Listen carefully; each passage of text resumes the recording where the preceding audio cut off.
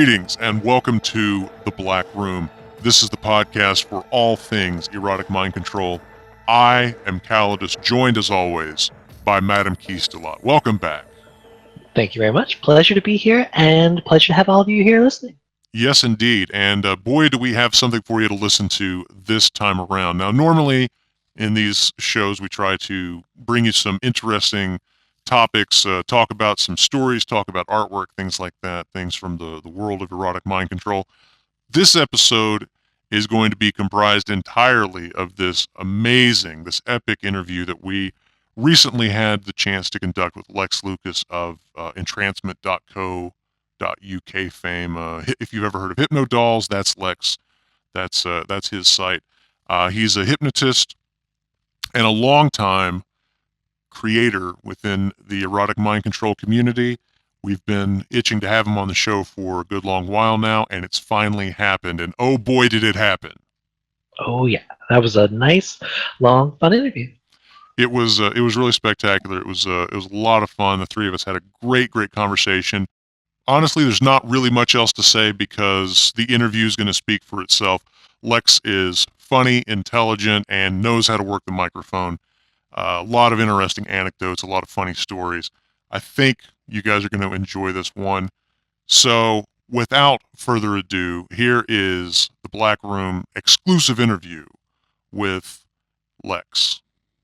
Our guest today on the Black Room podcast is a stranger to no one who likes watching sexy women fall into trance. If you have ever Googled girls hypnotized or girls in trance or anything of that nature, then you at some point have come across the work of Lex Lucas, who is the purveyor, creator, and chief entrancement officer of a little website called entrancement.co.uk, also known online under the moniker of Hypnodolls. We are delighted to have him. You are delighted to hear from him. If you're not, you will be shortly. I promise you. Lex, welcome to the Black Room. After a long time of teasing, you're finally here, and we couldn't be happier. Thank you very much. It's a pleasure to be here. I like how you tell your audience you will be happy to hear him and receive him. It's that kind of thing. It works, you know? It is. How should we feel about this person? You'll be delighted to hear this person speak.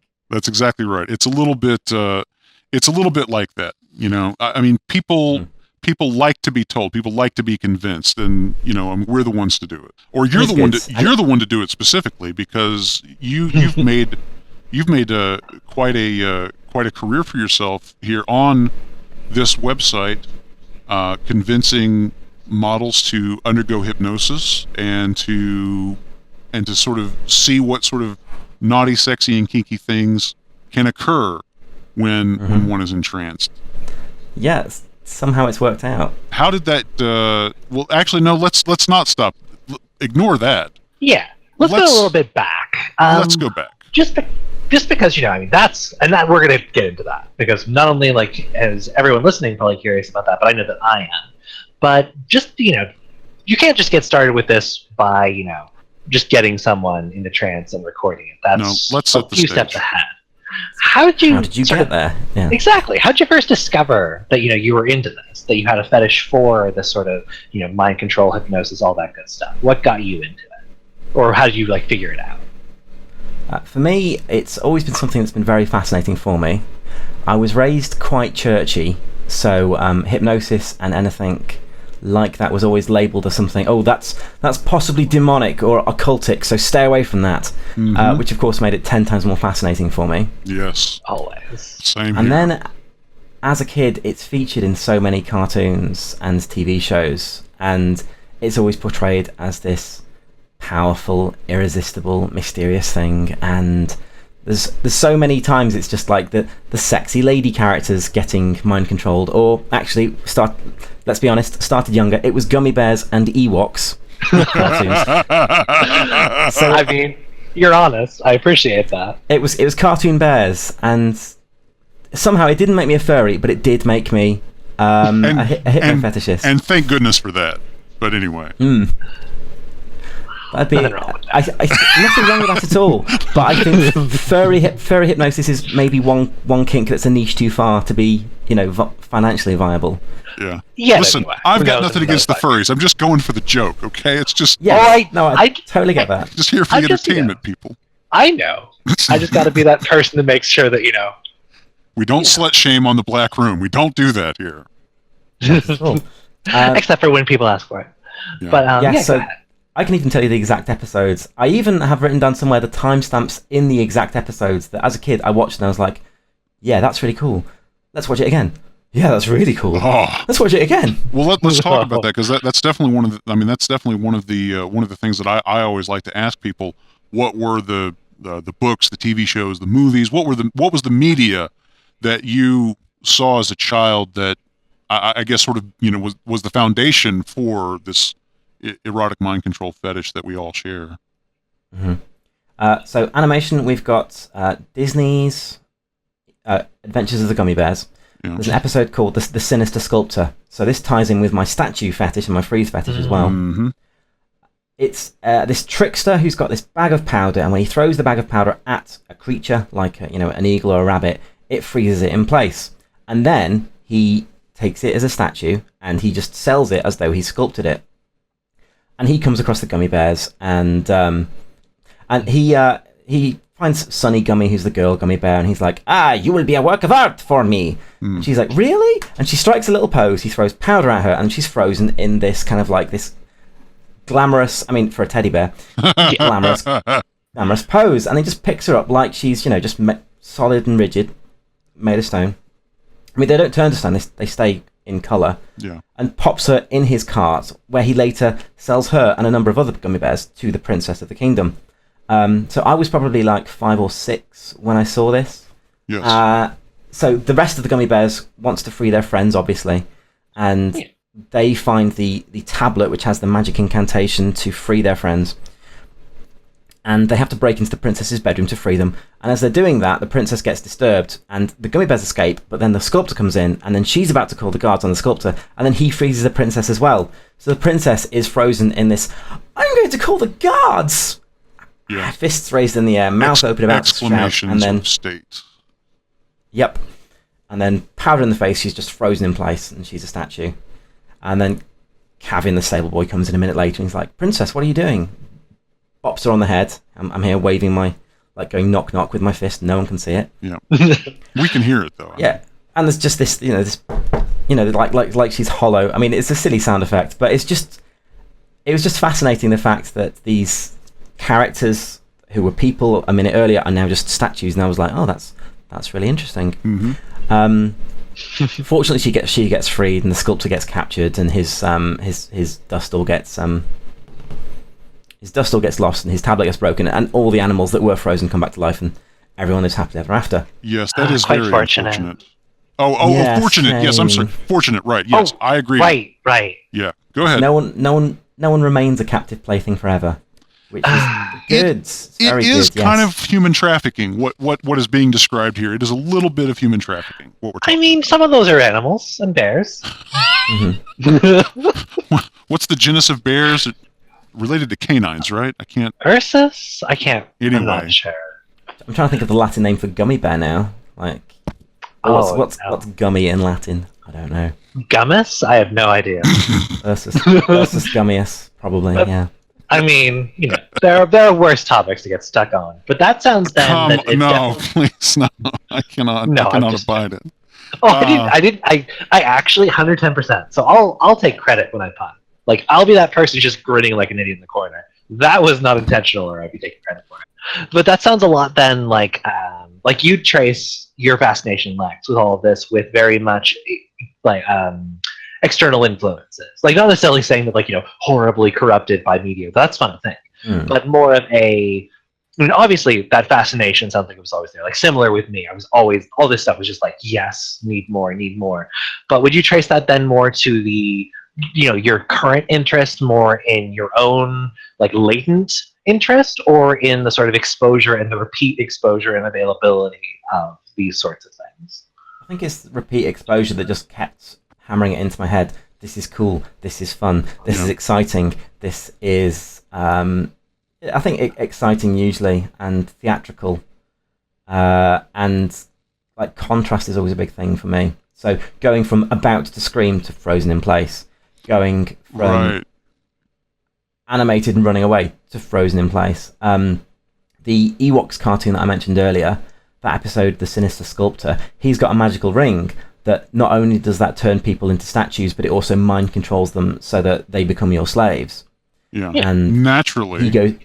He goes to the Ewok village, and he entertains them because he's like another shyster character. I can't think why I'm attracted to all these confidence tricksters. Don't know where it comes from. So he entertains the village during the day, and then during the night, his totem pole, which is composed of creatures that he's mind-controlled and then frozen, comes to life, and they go about the village stealing things. And when he gets caught by Tebow, who's one of the characters, he waves his ring at Tebow, and this magical beam hits him, and his voice goes from like, "What are you doing? You can't do this. You can't do this." And whoever at Nalvana was animating this put in some very, very eye-catching frames of animation in there, with just like eyes half open, body starting to sag, and there's just enough in it there for me to go, oh, that's really, really good. That's animated really well. That's a really good example of mind control.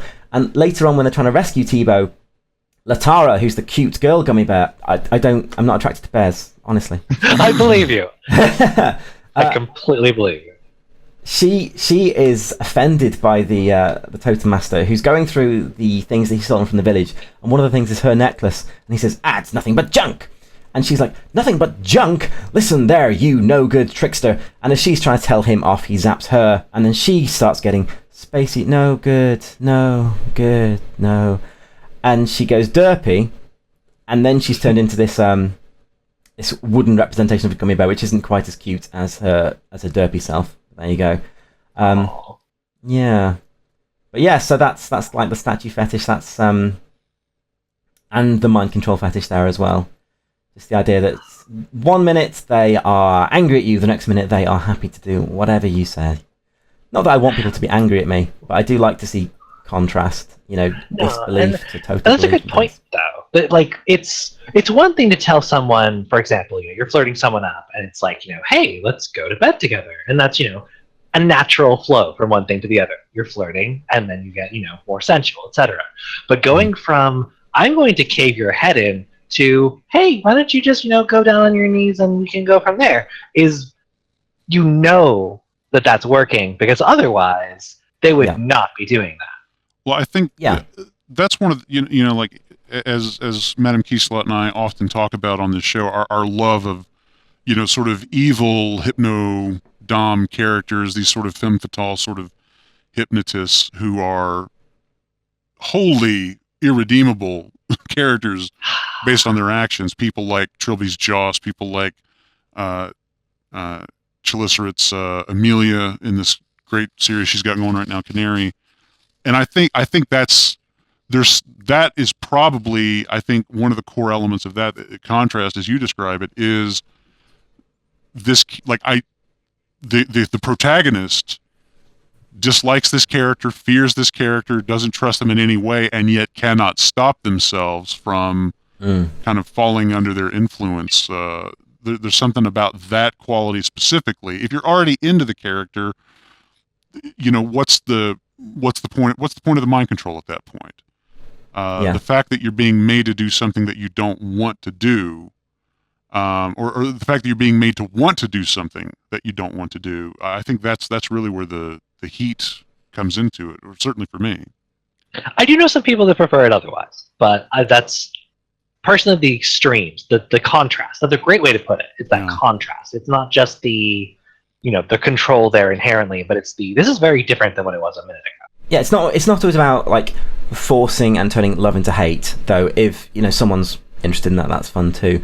But even when it's voluntary, it's fun to surprise people. It's fun to just see people switching mindsets anyway, from animated to frozen, from comfortable with you to super affectionate and unable to stop themselves from nuzzling into you, to trying to get control of themselves back, but their body just insists on nuzzling and snuggling and things, and that's all quite fun.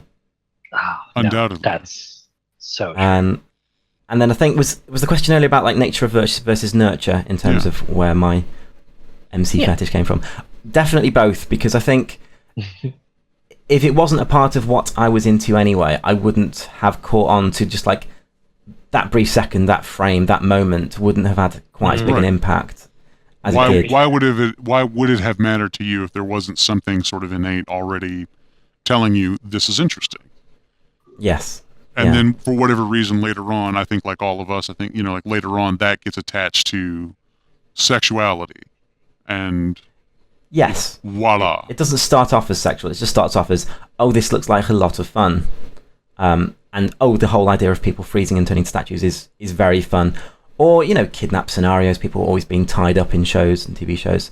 Yeah. So as a kid, the first kinky thing, I wasn't doing it in a kinky way at the time, but I had a friend who, after school, we would hang out at each other's houses and we would play the tying up game, where we would just see how well we could tie each other up to a chair. Like, how long does it take you to get free? How well can we tie you?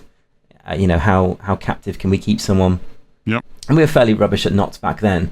But looking back at that, I'm like, oh, wow, my 8-year-old self was a bit of a kinky bastard. I mean, training. You got to get that practice in early.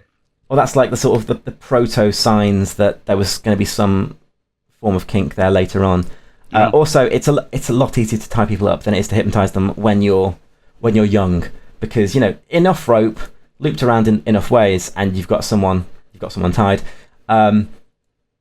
Enough cliches telling someone you're really sleepy, very, very sleepy. You know, all the cliche in the world won't hypnotize some people. Though actually the first person that I did hypnotize was super into cliche, so it worked really well on her. But the second person that I tried to hypnotize thought cliche was ridiculous, so it wouldn't work on her at all, and I looked like a complete fool. Been there. Yeah. I suppose that's an occupational hazard. Definitely, and I always try and... have you heard the phrase astroturfing? Yes. Yes. Yeah, I tried to astroturf recently, in beforehand. Yeah. Yeah, I always try and make sure that they have a good idea of what's going to happen, how it's going to feel, how natural and normal it is.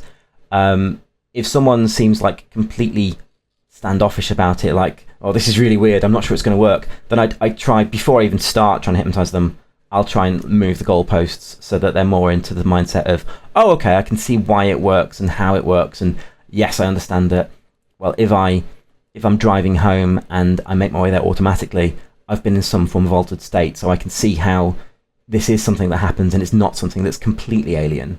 Right. Yeah. With some of the models that you've worked with, just to dive on that point a little bit more, how much do you find that a person who is not interested in it is still tranceable? Or does their disinterest generally lead to them not being a particularly good trance subject? Or is usually, that, but not always. I guess what I want to hear, is some cool anecdote about, you know, the model who says, oh, you know, like, I'm not in hypnosis. No, I don't want, you know, no, you know, it won't work on me. I don't like it. And then drops like a rock. I think that's sort of the fantasy version of it, at least. Yes. Yeah. Well, I have had that, and that it's amazing and brilliant when it happens. I try to only really work with people that seem to be keen and interested. Sure. But sometimes if someone's like totally gorgeous, I'll work with them anyway. And my reasoning is, well, if I can't hypnotize them properly, we can always do a Hypnodolls shoot, and we'll do like a fantasy shoot where they can at least look the part. Right. But the hope is always that they'll go under. Yeah. So I don't know if you saw my shoot with Portia Victoria and Rochelle Summers. I've not, no. Rochelle is. But I can rectify that right now. Have I got any photos on the site? He says. Like, every page on my website should have a gallery of the ladies. Yeah. But frequently doesn't, because I am very lazy when it comes to updating things. It's not just a matter of laziness. People don't. Sometimes, I don't know, this is not to insult anyone that doesn't have to deal with this, but website maintenance takes a lot more effort than it can look, especially when you have to work with gallery setups. So Rochelle came into it not particularly skeptical, but not interested in hypnosis, not fascinated by it. Her response was, well, okay, we'll give it a try. She didn't seem to be particularly sure of anything, and I wasn't sure it was going to work on her.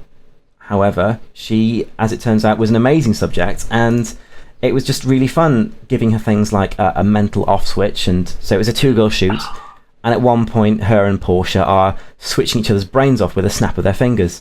So it's fun that as Rochelle's complaining about it and grumbling, and then Portia just snaps a finger in front of her face, and there's that beautiful moment where all the expression fades, and the arms drop down, and there's like her body sort of like sways slightly as her eyes on focus and stare into space, into the distance, and then she's just completely ignoring everything as Portia's there, amused by her, poking her, moving her. That's the good stuff. Hand in front of her face. I have released that bit for free just because, and that's another thing with videos. You want to show your best bits, but you want to still make money. So it's like, I want to show everyone this, so I'll put it in the preview, but I don't want to show too much. Thus the curse of all people who edit trailers, right there. Yeah. So yeah, she came into it not skeptical, but not particularly interested, and was an amazing subject, much more than I thought she'd be. So she's a good example of, I was taken by surprise by how deep she went. Right. Most people that I work with tend to be pretty interested in the idea of being hypnotized anyway. Like, I'm fairly picky these days about who I'll work with, because I have had, in the early days, I had a number of failures, and they can be expensive if like, I'm not very good at hiring someone, things going south, and then telling them, no, I'm not happy with how it went, so I'm only going to give you 30% of the payment, and I'm going to end it early. I'm not very good at doing that. Right. No. So I try and get all of the vetting out of the way beforehand these days. But That's respect. Yeah, but in an art out of adversity moment, I assume that it's situations like that gave rise to the Hypnodolls tag on your, like the sort of the Hypnodolls moniker, which for people who may not understand what that means, Yes. Lex states very explicitly on his site that the hypnosis you do is real in almost all cases, but in the cases where it's role play, you clearly label that shoot as a Hypnodoll shoot. So a person can very easily distinguish between one of your real hypnosis shoots and one of the role play shoots, as I call them. Yes, yeah. And there's like a further what's the word for, this is where I have a brain fart. Another category. Delineation, thank you, MK. Yes, there's a further delineation in that my director's choice shoots, they all tend to be really deep, really good trances. Right. Well, actually, I see that Rihanna's not a DC, but she was a very good subject anyway. But usually that means, director's choice means deep trances or really entertaining lady, or sometimes just super sexy lady in not a particularly deep trance, but she looks the part, so it's okay. I mean, that's what's really important. Yeah. So the first... It certainly helps. My first Hypnodolls shoot was with Chloe Kane, who is a bombshell redhead who's completely gorgeous, but has a degree in psychology. Even hotter now. Understands how hypnosis works, but had no interest in actually being hypnotized, but wanted to model. So I was like, okay, I can't hypnotize this person, but I can work with them. Let's do a fantasy thing instead, and that's why that came about. And it's good that it did, because that I think is my most popular video. I think it's maybe not 1,000 copies. I know that the it's been stolen and put on like X videos and Pornhub so many times that it's been seen hundreds of thousands of times now. But I've maybe sold 1,000 copies of that one, and that is hugely unusual. Like, if I sell, 100 copies is pretty good usually. So the fact that this one's outsold everything else by 10 times is, pretty astounding. Yes, it is. Looping back around. That one, oh, sorry. Go ahead. Yeah, that one that was a very, very well scripted one where I'd planned out my camera shots and things that time around. I'd almost storyboarded it, and it all worked beautifully. So it's bad in a way that my best Hypnodolls shoot is still my first one, and subsequent shoots have been following a sort of similar structure, and I've written like further outlines and plans for other scenes and stories, but the Hidden Hypnotist, which is which is that the name of the subtitle of shoot one. That's still my best one. And sometimes it's just a matter of you strike gold, and you can still I'm imagining that none of the ones after that are terrible. I mean, you wouldn't be posting them because everyone has things that they do that they're not as proud of, and then you don't sell those. I could speak personally on that. But even if you find this wonderful diamond the first time you hit that pick into the ground, doesn't mean that the next time you find a ruby isn't good. It's just a matter of, what did I do? And it's hard to even do that a second time. You can do the exact same thing. It's a different result, different time, different person. I think part of it might be that actually I only shot it on one camera. Because if I'm shooting on two cameras, I'm immediately dividing my attention. I'm trying to think, okay, I want a wide shot and a close shot, but then sometimes I'll be standing in the wide shot to getting the close shot. Yeah, and shooting on two cameras it slows me right down, but it looks great to the point where I can't stop doing it now. Yeah, well, because it looks so good. And you thank yourself for it every time you get into the editing room. When you've got choices are always... Editing choices are always a plus. Definitely.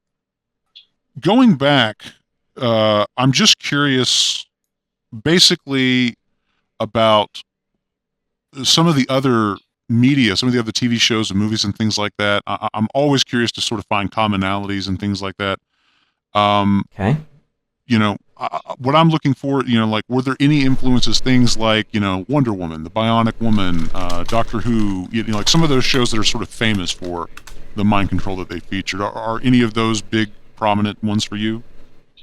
Did you guys ever see Young Sherlock Holmes? Yes.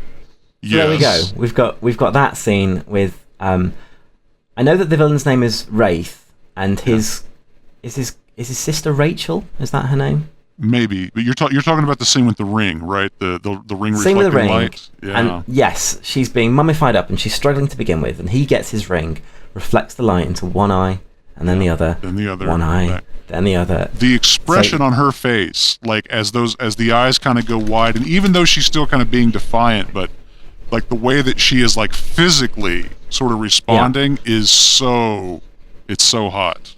It's beautiful how some actresses manage it just so very well. They hear the direction. Okay, your character's being spellbound or enchanted. Excuse me, and they physically, you can see that in every expression and their body language and everything. Yeah. So the actress playing the female heroine, young Sherlock Holmes, does it brilliantly. Just seeing the expression drain from her face. Or Flash Gordon.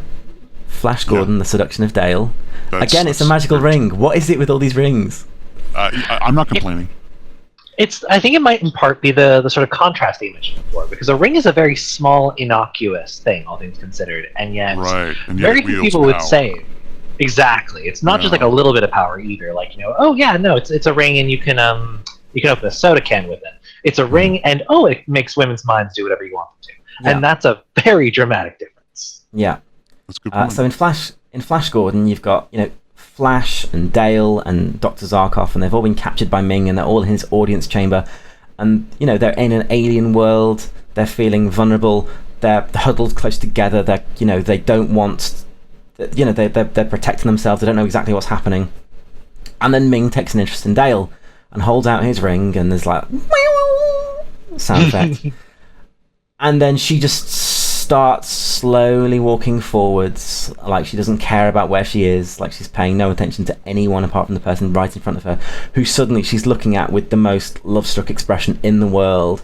And her body language goes from hunched and huddled and protecting herself to moving freely and stretching and sashaying, and hands roving up and down in the air in front of her as this hypnotic music by Queen plays.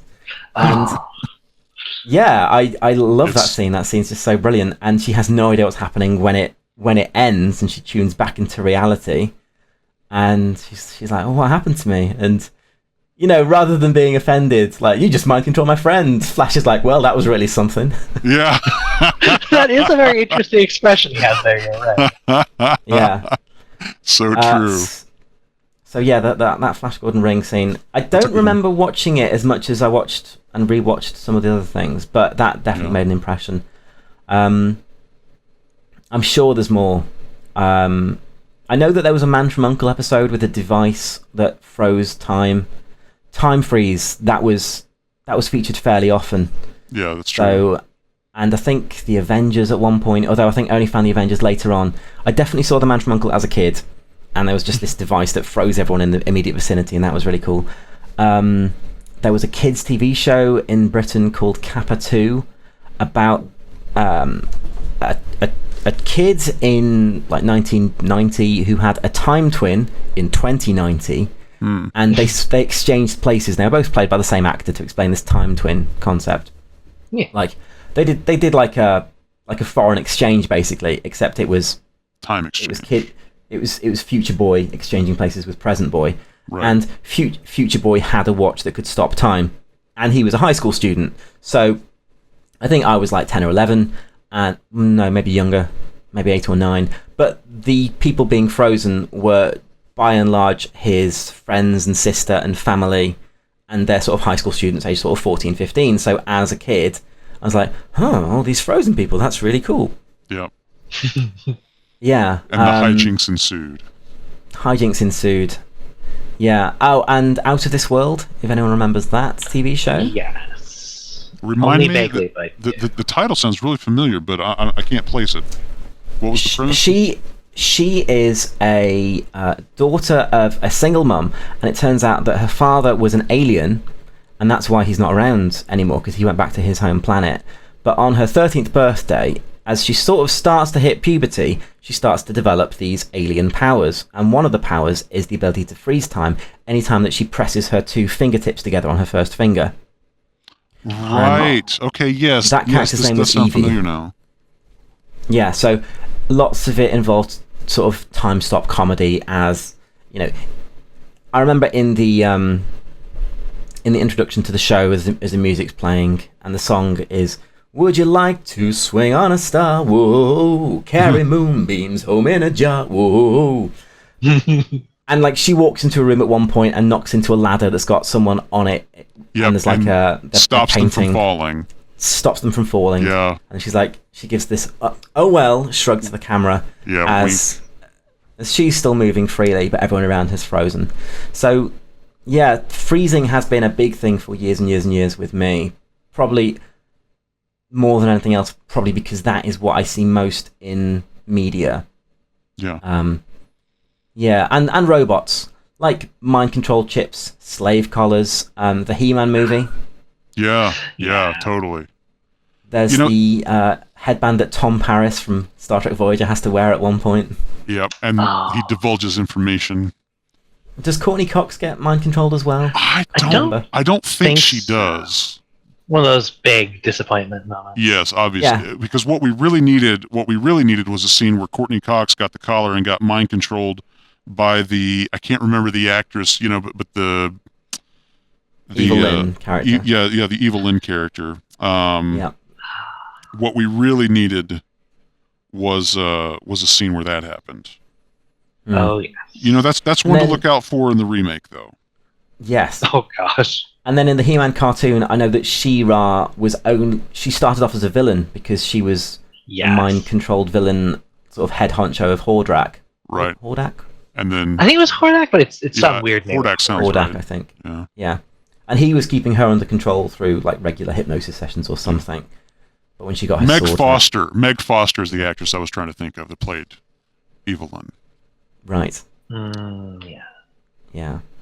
So lots of scenes as a kid just caught my attention, and I was like, interesting mental note. It is yes. one thing that is kind of fascinating is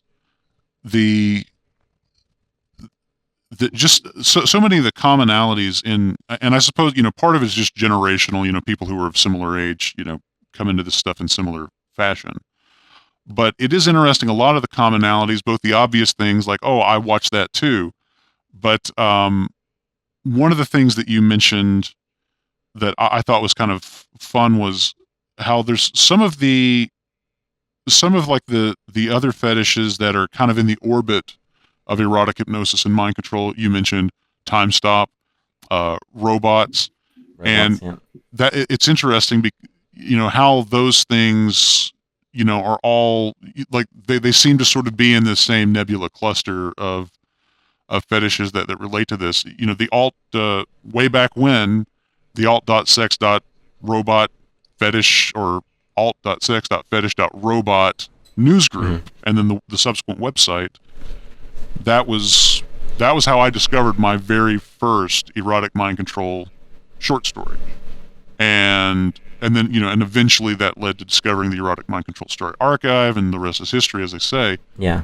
But it's interesting how there are those sorts of entry ramps for people in different fashions.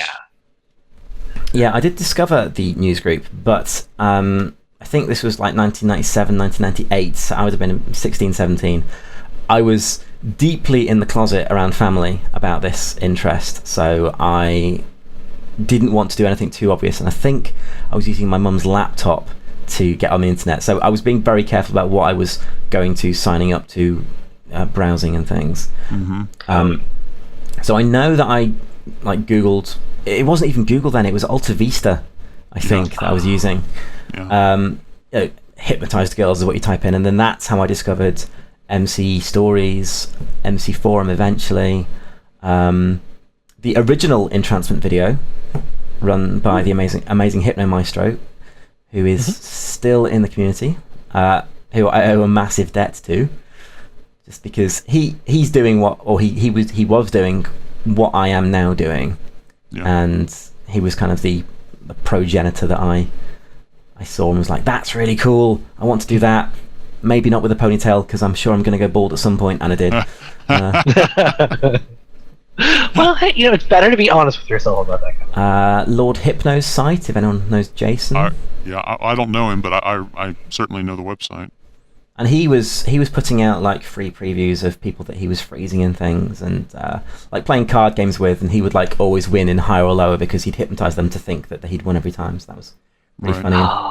He was putting out like smatterings of free content, and so that's some of my first tentative steps. It was like, oh, there are people doing this, but I didn't have the funds at the time to buy any videos. I think I started to buy from Hypno Video at one point, but I worked out at like $30 a time for a download. It would be almost as expensive to just hire someone myself for a couple of hours and see if I could do something, some hypnosis with them myself. Yeah, I'm curious as far as the path that you took,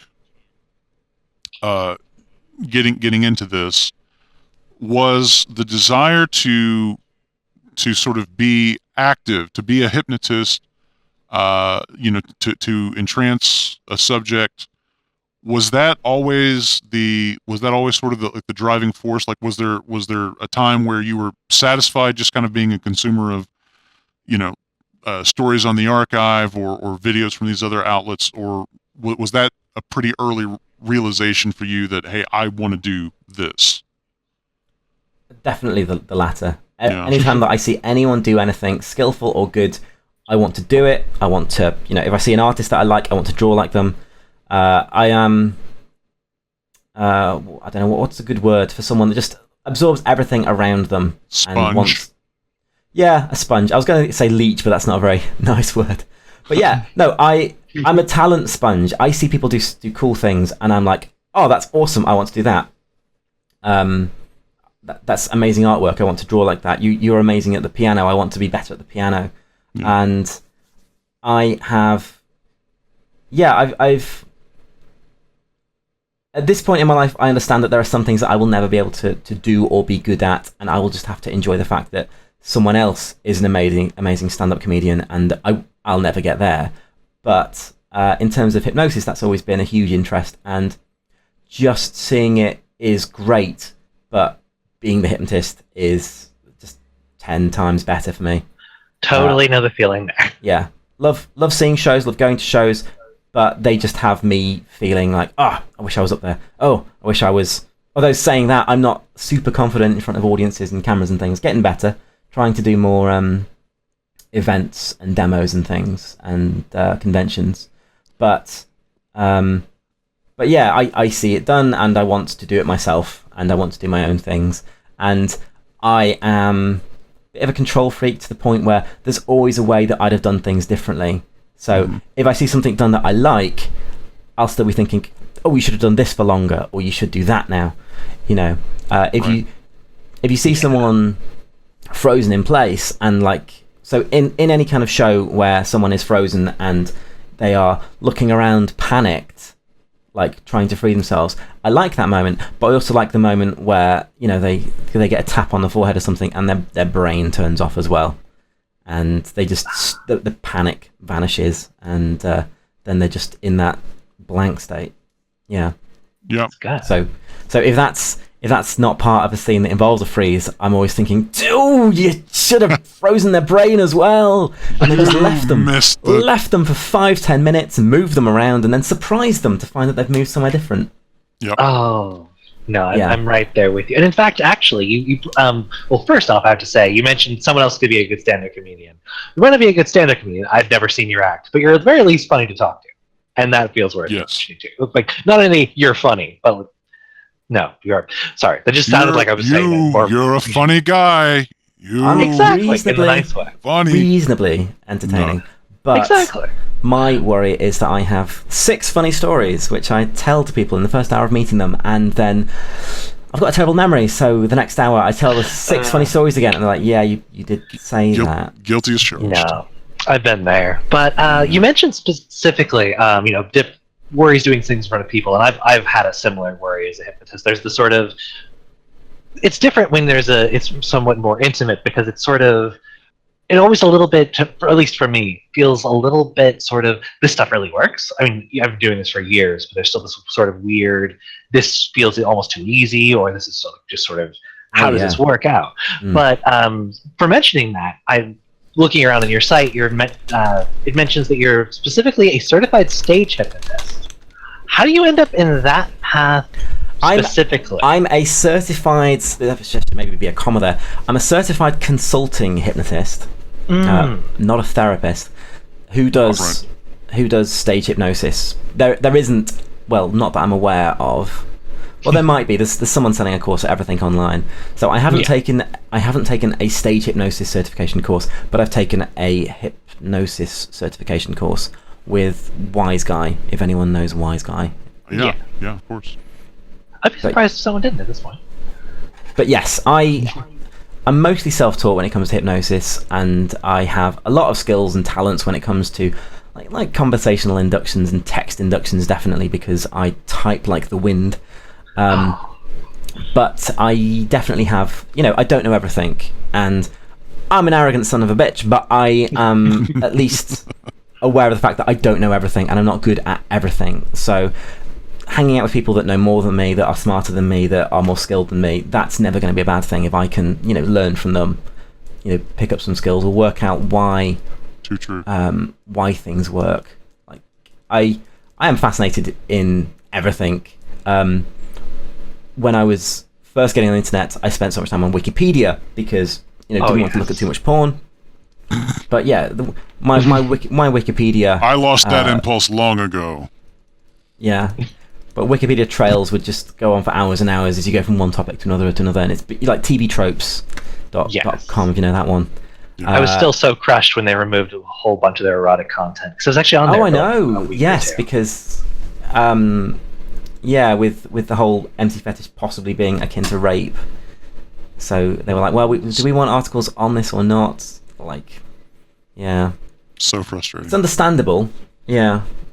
I mean, they should probably just put like a trigger warning on the start of those pages, because they are pertinent, relevant pages. You know, it's an unpleasant thing that happens, but so is murder, and you know, murder is featured constantly, and we can talk about that. Exactly, so and it's not as though like sexualization of murder is still a thing that happens, etc. And you know, as a person who, you know, as mentioned before, we don't kink shame, so you know, it's not like there's anything wrong. It's just, you know, with fictitious, at least you just have to properly. It's the difference between when you're saying, "Hey, this is really hot, and you should go out and do this," and "This is really hot, you shouldn't do this, but no one's doing this anyway. We're just talking about this. Right. I'm curious, as far as you sort of stepping into the role of a hypnotist, like at whatever point where you began going down that path, where you began learning and teaching yourself, etc., is that before or after hypnosis and mind control sort of became an erotic kink for you? I think it became erotic shortly after. I don't know. I'm trying to think if I'd been like looking at and enjoying it in that sense beforehand. It's hard to know because there wasn't a lot of content around when I was 15, 16, which is the time that we're talking about. Yeah. I think I was just getting onto the internet, but I wasn't really looking for anything too rude. I was pretty innocent back then.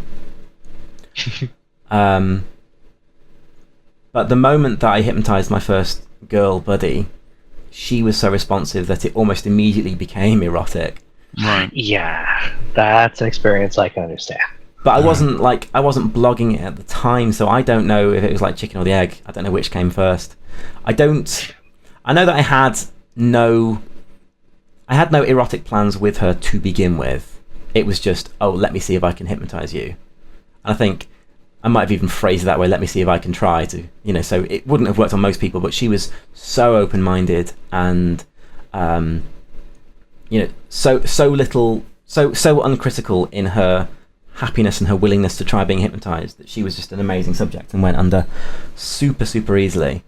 And then that's when I had that moment like, what? This really works? No. No, Yeah. She's pulling my leg. Because I'd tried it for years beforehand. I'd been to like sleepovers. I'd been in the Cub Scouts. I'd had like New Year's sleepovers with friends. I'd tried it with other guys and friends and buddies. And one or the other of us had always faked it and been like, oh yeah, I'm asleep now. Oh, really? And then being stupid teenage boys, our first go-to is always, when I snap my fingers, you'll take off your clothes. Ha ha ha. Yeah. And then back then, everyone was much more homophobic in the 90s. So, look up, you're gay. No, you're gay. I am much less homophobic these days after I had it revealed to me that one of my best friends, who I model myself after, was gay. And back in the 90s, I didn't know that gay people were a thing. So it was just, I was very sheltered and churchy to begin with. It's interesting how those experiences can really transform your outlook pretty rapidly.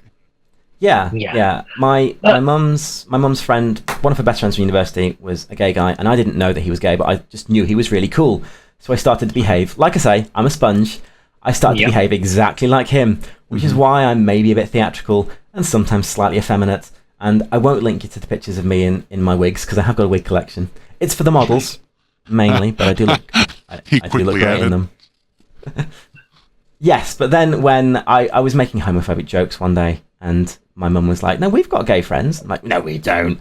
And such and such is gay. No, he's not. He's really cool and theatrical and a bit camp. And Yep. This is why I get called gay at school.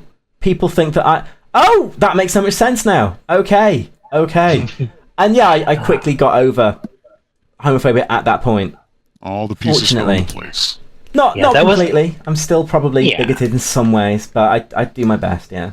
Yeah, that was the era of the not that there's anything wrong with that, and what was the line on Friends? I mean, there's like anyone that was like awake and watching anything back in that era had a lot of things they had to work through. I mean, I'm a queer woman myself, and there's so much baggage that I'm still like just occasionally be like, oh wait, that's right. That's just something that you like read or saw somewhere. That's actually garbage.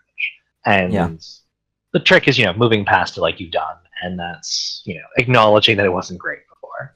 Yes, and I think we do need to like forgive, improve, evolve, but understand that no one starts off perfect. Nope, definitely not. And if you're doing your best, then give people the benefit of the doubts. Much agree there. I I think, certainly for me, and I'm a bit older, but certainly for me, a lot of the things, the homophobic ways that I acted when I was young, like for no particular motivation at all, just sort of, habits I picked up from my social circle, basically. Just watching the way that my friends behaved and just sort of like, okay, well, I guess that's what you do. And I had a good friend at my first job. She was a gay woman, and she was my first friend who was gay. And like, it was just so amazing to me that, like we'd be working or whatever. And, you'd see like, some gorgeous woman walk by and we'd both kind of go, whoa. and like having that shared experience was very cool. But anyway, I was really, really not friendly at all with a gay man that we worked with. And one day I was kind of ranting and raving about this person, and I was attacking them for being gay. Like I was angry. Like I was so pissed off that this person should dare to be attracted to other men. And she let me go on until I kind of ran out of breath. And she said, "You know that I'm gay too, right?" I was like, "Fuck, she's got me." and you have that moment, but you're really cool. Yeah, and it's like, and I knew that. I mean, like, I totally knew it, but for some reason in my mind, she was different than him or whatever, And just like with that, like just that simple little thing, I was like, son of a bitch. Like I had like, son of a bitch. I'm totally an asshole. Exactly. Like I'm totally an asshole. Like why am I even doing, like, why do I care? Like, why does it even matter? And so that's so instantly, like I'm suddenly off on this journey of introspection and kind of trying to figure out, like, why do I feel this way? This doesn't make any sense. And then, those things begin to break down. Yeah, and it's a lot of it's upbringing and media, people's reactions around you. You do incorporate things. Very true. If you're not careful, you turn into your parents, and if your parents are perfect human beings, that's fine. But if they have any faults, and as you get older, you realize everyone has faults. You can start to incorporate things that you realize you don't want that to be a part of you. Yeah. I think so, that's like, exactly. My exactly shame right. about hypnosis took me years to shift because of the churchy upbringing. So right. I felt so ashamed for years. Well, not ashamed, but I felt like it wasn't something I could talk about in polite company for years. So for years it was a very private, secret kink, and that's why I was doing hypnosis in private, on one-on-one with friends, if I could summon the courage to talk about it with those friends. And out of curiosity, because that's actually a really good topic to bring up, works as a really good segue.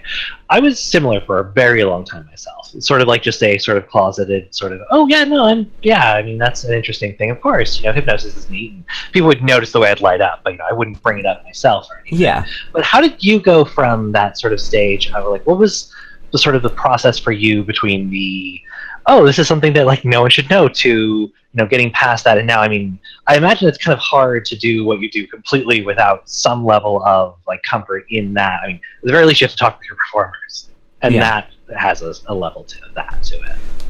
It's running the website. It's just become popular to the point and successful to the point where it's become more and more natural to do it, to talk about it, to work on it, to focus on it, to treat it like a business, which it is. Definitely. And now it's my full-time job, and it has been for about 4 or 5 years, because it was... Congratulations. Thank you. That's a tremendous achievement. Yes. Because it was just... Yeah, it was. I was getting more out of it than I was out of my day job.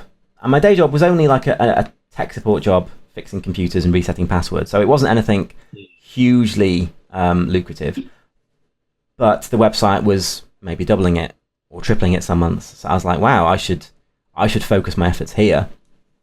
At which point, when you start to make that your full-time business, I then had to get like my father on board as my accountant, because I wanted to get a mortgage, but my mortgage was going to have to be based on my hypnosis income. So obviously I had to have a conversation with my parents, who it turned out already knew that I was doing hypnosis, even though I'd been keeping it very secret, because I've been doing it over the phone, I've been doing it over Skype occasionally. Most of it was text, but they had, they'd walked in on me enough times, or they'd walked past my bedroom enough times hearing me telling people that they were sleepy and relaxed, to have a damn good idea of what I was doing. So they weren't at all surprised when I was like, guys, I've got something to tell you. I do hypnosis. We know. Yeah. Oh, you do? That's great. Hand me the paper. Yeah. And then at that point it was, and dads, I want to buy a house with this money that I've got here, but I need my accounts to be certified by an accountant. And I can't do that without everything being like legally above board and everything. So he helped me out there. And so once my parents knew, and my mum's proud. Like, if I say that I had the #1 video on Clips of Sale, she's proud, but she loves to boast about the achievements of her kids on Facebook and the like, and she can't do it with my business because she's still very much involved in the church, and she's in a very nice, respectable ladies a cappella chorus. Right. So it's not the kind of thing that she can boast about to any of her friends. So when I got my consulting hypnotism certification, that meant I could start doing therapy. Not that I have done any yet. Sorry, Mum. But she's just desperate for me to go into business as a respectable therapist, so she can talk about the people that I've actually helped, as opposed to helped get off. I mean, let's say here, though, that's very important. That's a big help, though. It really is. Sexual health is very important. Stress relief, kink acceptance, that kind of thing. Yeah, I mean... Like, I have a friend who, some variety of therapists, we don't really go into that too much, but who has talked to many sex workers before with the discussion of, or, producers of content, etc., with very much the thought of, I mean, we're colleagues here. You're doing that, and I'm doing this, and in the end, our goal is very similar. And I don't want to make it, too ridiculously sounding aggrandizing, but there's value in that I feel is underrated sometimes. But of course, I write porn and try and get paid for that too. So maybe I'm a little bit. Need to write more. It's so fun, but it does take a lot of time. Like I don't know if she can. You should see the chat logs. I'm like, hey, what are you up to tonight? She's like, oh, I'm up to about 12,000 words. I'm like, when did you start? A few hours ago. I'm like, what the? Yeah. I mean, that's a little bit. No, my blog post can do that. They can turn into these huge, massive dissertation-sized posts. But that she writes more. She writes more, faster, and more consistently than anyone I know. It's crazy. That's good talent to have. Yes. And I am envious, because I'll have an inkling in mind for a story or a scene, and I'll start, and I'll write, and then I'll read back through what I've done, and I'll rewrite, and then I'll read back through what I've done, and then I'll rewrite after only 500 words. It's terrible, because it gets hotter and better every time, but then I'm raising the standard. I should just finish the story and then shine it all up. Yes. Well, some people will say that, and my most important thought on writing, because you hear that a lot, the whole never go back until you're done with it. Yeah. But my actual only thing I'll ever tell anyone, as far as the one piece of writing advice I'll say, you can ignore anything else I say, but take this to mind, is that anyone who tells you this is the only way to do anything is bullshit. Yeah, because there's do what's right for you. Exactly, because I mean, I've known writers that personally, I'm the kind of person that has to write it from the very beginning to the very end. I cannot do any sort of, oh yeah, I know this will happen eventually, so I can jump to that scene. I cannot do that, because to me, my mental process goes, but what if this happens, and then I don't know how they would react because of this, or my brain just goes crazy. But at the same time, I'm that person that if most of the time, the biggest problem I hear people is less there's the two problems. There's either I need to sit down and write, I just can't convince myself to do it, or I keep getting writer's block. And those people, the second group, tend to be the people who are forcing themselves to get to the end before doing anything, because something in the story is bugging them and they won't let themselves go back and fix it because everyone's told them that that's the one thing they can't do. And like the second I let myself go back and fix stuff, and I was feeling iffy about it, but not like let myself just do that all night, was when I was started to be able to go, okay, instead of trying to get 3,000 words today, I'll go for 500, and then I'll let myself actually get to 10,000, and then we go from there. And I don't want to get like make this all about that, but it's very much like I totally believe you could do it. It's just a matter of finding exactly what works for you, and sometimes that might be not forcing yourself to go back or letting yourself not go back. But also it might be finding when you do want to go back and it's useful, or when you just kind of just want to keep masturbating to the same thing over and over again. Which is not an insult, just because it can be like that when you're writing. It's like, oh, this seems really good, but it's not productive. Right. Yeah, words from the master here. Thank you. It's very useful. My issue with writing is that if it's an event that happened, something that happened in life, I can relate it just fine. I can even, and I will sometimes embellish it to be a slightly more entertaining story. Oh yeah. Like I went to a slave auction at a kink club, so that was fun one time, and I blogged about that. But if I sat and tried to write about a slave auction, just in a story, in story terms, and it wasn't myself as the main character, I would get stuck so many times. Yeah, I can really identify with that, but I've developed a really pretty effective technique of dealing with it, which I'm happy to share with you now, and it's called stealing from other people. That's usually like whenever I get stuck, I just steal from somebody much more talented than me, like Trilby or Tabitha or Madame Kistelot or what have you. That's generally my go-to strategy for those situations. Well, I mean, like I am similar, yes. But as long as I'm citing where it came from, like if I feel okay, this idea is borrowed fairly heavily from something that Hypnopimp did or something, I might mention it there just to acknowledge where it came from. Sorry, MK. Oh no, not a problem at all. I was just gonna say that like one of the things about that like, and that's all in good fun saying it like that, but all art is like inherently derivative. Like as mentioned before, Lex, when you started getting ready to get your videos set up, it wasn't if you hadn't seen someone do it before, you'd have no basis to build it off of. And like I'm always really curious how the first person picked up a camera and thought, okay, I know how to do. I'm going to do this, and that's going to be porn. Or the first person who like grabs up a piece of paper and goes, okay, I've heard stories, but I'm going to write it down because it's so different. Even if you try and do the same thing, like I've listened to a lot of oral storytelling over the years. I've done like a lot of role playing, like tabletop or just text or whatever. You can't just one-to-one translate it. It doesn't work. The medium is different. It's this whole sort of drawing in 3 dimensions or in 2 dimensions when everything's 3. Kind of you have to bend your brain to make it work.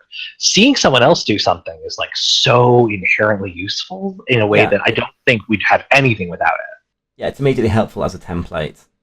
Yeah, and like that's why I might not have had the desire to draw hypno art until I saw good kinky art. Has anyone seen the webcomic Sunstone?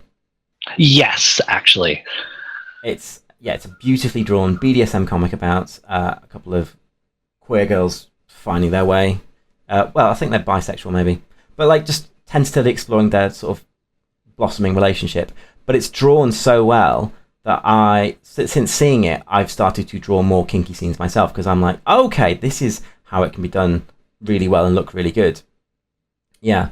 Whereas I remember I did start drawing when I was young, and I remember drawing like a pair of boobs, age sort of like 15, and being quite impressed with myself and being like, oh, I've just drawn some porn.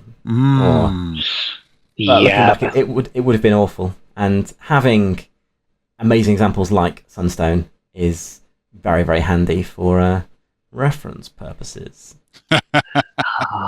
Silly little very anecdotal I'll like not linger on or let anyone else linger on. I actually have a screenshot of one of the books I threw up on Amazon actually ranking above an issue of Sunstone, like a collection, but Nice. it wasn't new. So it's one of those things where it's like, if we pretend that this means what it looks like it means, then I'm winning. then But I no, win. really good stuff. And I know that feeling exactly. It's the sort of, besides just the drive is easier when you see someone else pulling it off. It's knowing where you can go or how you can get there is very important.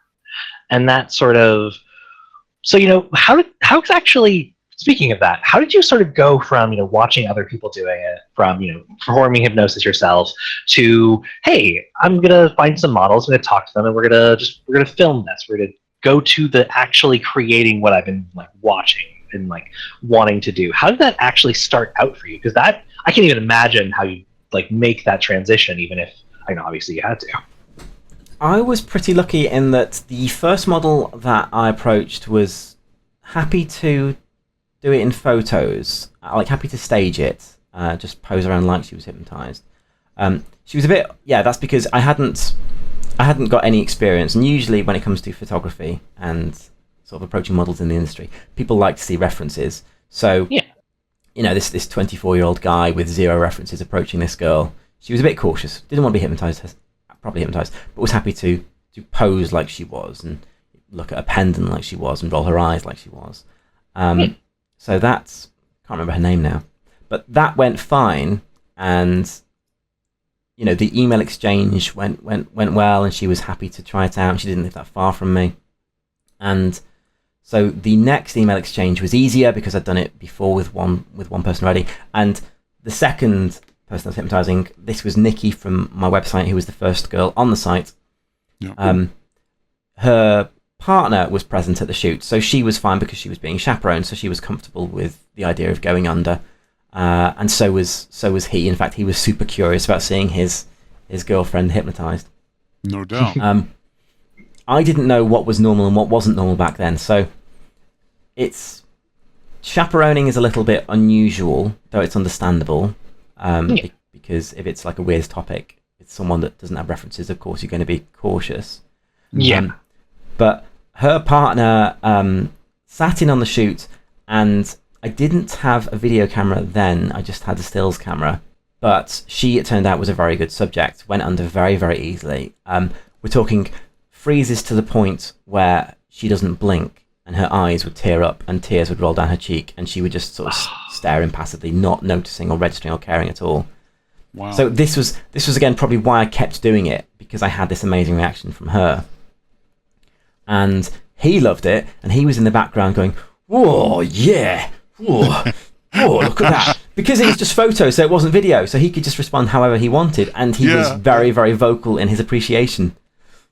So there was a lot of swearing, like, "F me, that's hot! Oh yeah, oh look at that! Oh man!" So it was like you were just doing like your own sort of like hypnosis stage show for one kind of thing. Yes, basically. Yeah. So making his gorgeous girlfriend into a dog or a statue or a puppet, or making her horny. And actually we'd arranged levels previously, and we weren't going to get too sexual, but at one point I had her orgasming on command and taking pictures, and afterwards we had to have a discussion like, well, we didn't agree that in advance, so you can't publish those photos. Like, oh, okay. So those photos remain locked away on a hard drive somewhere. Right. But yes, she was an amazing subject, and that was just photos. And round about this time, this sounds terrible, I was helping out with a youth group, and we were going on an away trip to Snowdonia. So I thought, oh well, I've got money, I'll buy a video camera, and we'll just like film us trekking in the hills, and that can be like a fun video for the church youth group that I'm helping out in. Yes. And then I'll have a camera, and then with the camera, I then went back to Nikki and said, "Do you want another one? But this time, can I film you on video camera?" And she was happy to do that, and we went ahead. And it didn't go as well because she abreacted at one point. So my first abreaction was like shoot 2. Which got out of the way. Yes, yeah. Well, it's good that it got it out of the way early, because otherwise I've not had that many. I've had maybe 3 in total, but during actual video shoots. But at least it's got me used to how to help the person deal with it and go through it. Right. Yeah. So that was okay.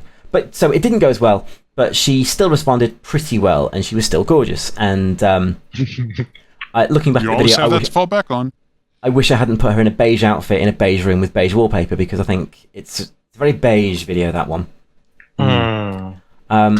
Contrast. The fundamental nature of all good design is contrast.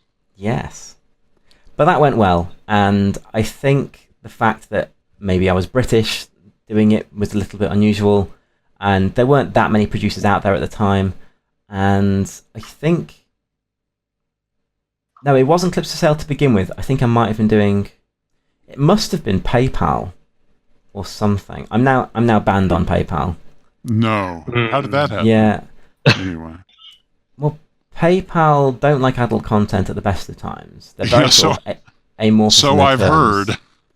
So I might be banned for that reason. The reason that they told me is because I had a personal account and a business account, and they locked one of them for investigation, so I carried on using the other. Then they locked that for investigation. And if I'd just left it and waited, I'd have been fine.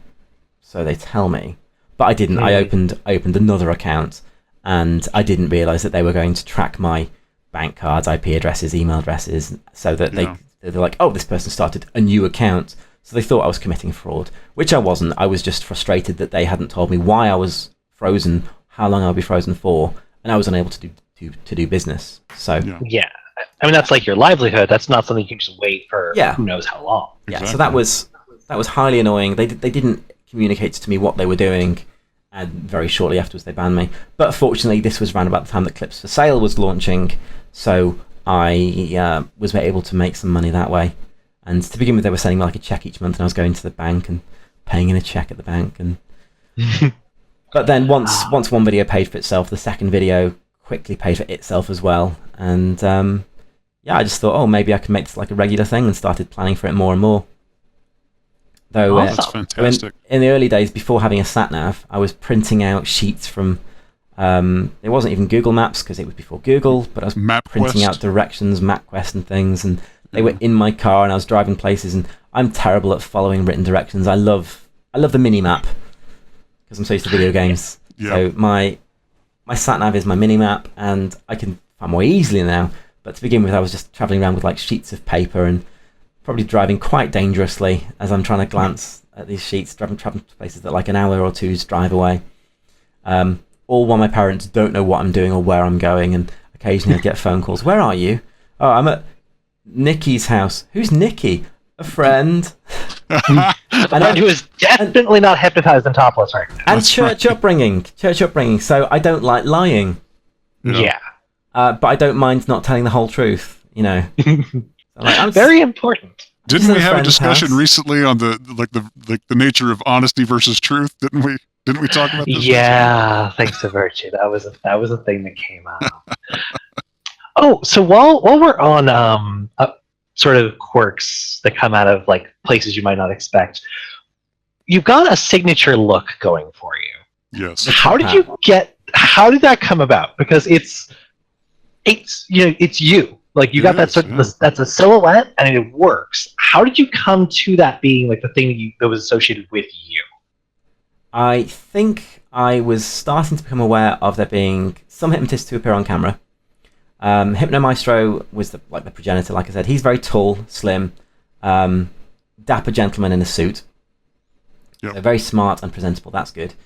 But there were a few other producers who were of the similar build to myself. They were shorter, they were larger, they were balder, and I was like, oh, I don't know that I want to be on camera as another short, bald guy, because there seems to be a lot of them around. So I know enough about marketing, and I know enough about marketing to know that you've got to have some kind of unique selling point, some kind of unique look, something that makes your style different to everyone else's. So that's like where the copper ornament in the background came from, because I knew that I wanted to have something rather than just a sofa, and it had to look like hypnotic, but without being like an explicit spiral, because that was just too obvious. No, it's a great focal point. It really is. Someone did suggest that I get like movie posters to put back there, and I think that might have worked, but I didn't bother, and it would be quite strange to have that in my front room. I like the idea of it being my front room, and no one knows what its other use for, but when you see its other use, you go, aha, at the copper ornament. Yeah. And so I didn't have the hat to begin with. I think I was just off camera the whole time. But round about this time, if anyone remembers Dr. Slashblight, he was launching his Hypno Experiment series. Sadly, it didn't get very far, but he actually went on MC Forum and polled people and said, what do you want to see in videos, like on-screen hypnotist versus off-screen hypnotist?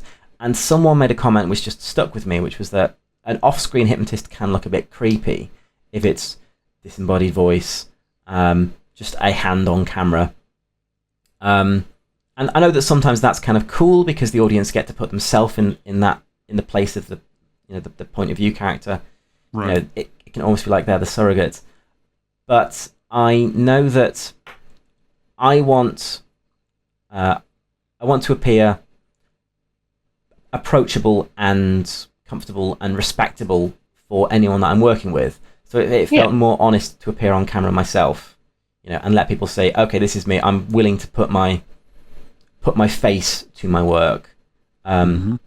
This was round about the time that the site was more popular than my day job, so I was quitting the day job at this time anyway.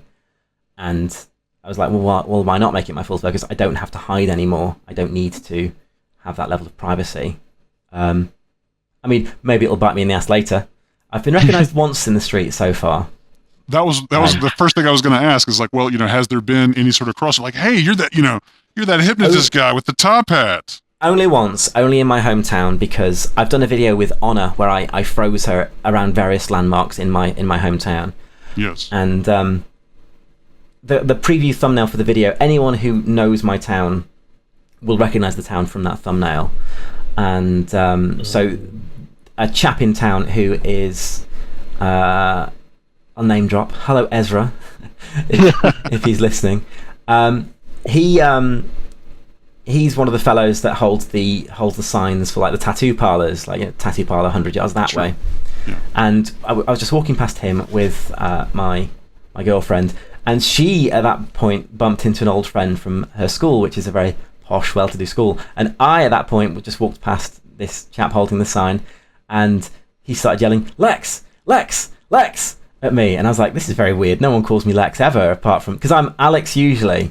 Because I don't know that I can get away with calling myself Lex when I meet strangers. Like, I always worry that I sound super pretentious. Like, "Hi, I'm Lex. It's nice to meet you." Or a supervillain.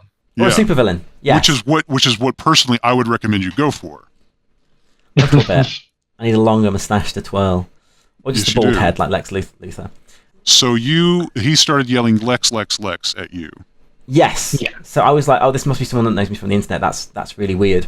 And I wasn't even wearing a hat at the time, or if I was, it was like my beanie or something. Because I don't mind the fact that I'm bald. I accept it, but I do have a large collection of hats because I don't want to get cold and/or sunburned, and I think they look cool.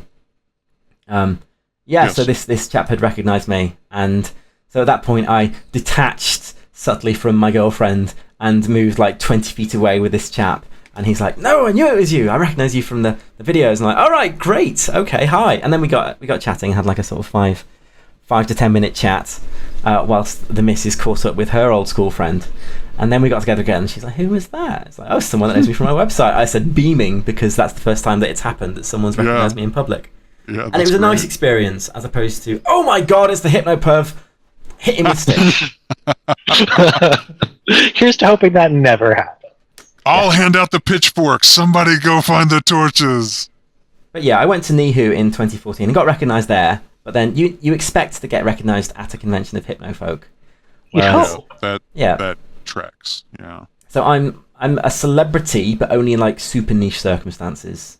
But I think that's the best way to be a celebrity, because probably. But it means that I don't feel like one 99% of the time, and then occasionally people will message me. Like, I'll be in a chat room and someone will say, "Is that the Lex?" And I'm like, "Oh, yeah. Yes, it is." And then they don't believe me.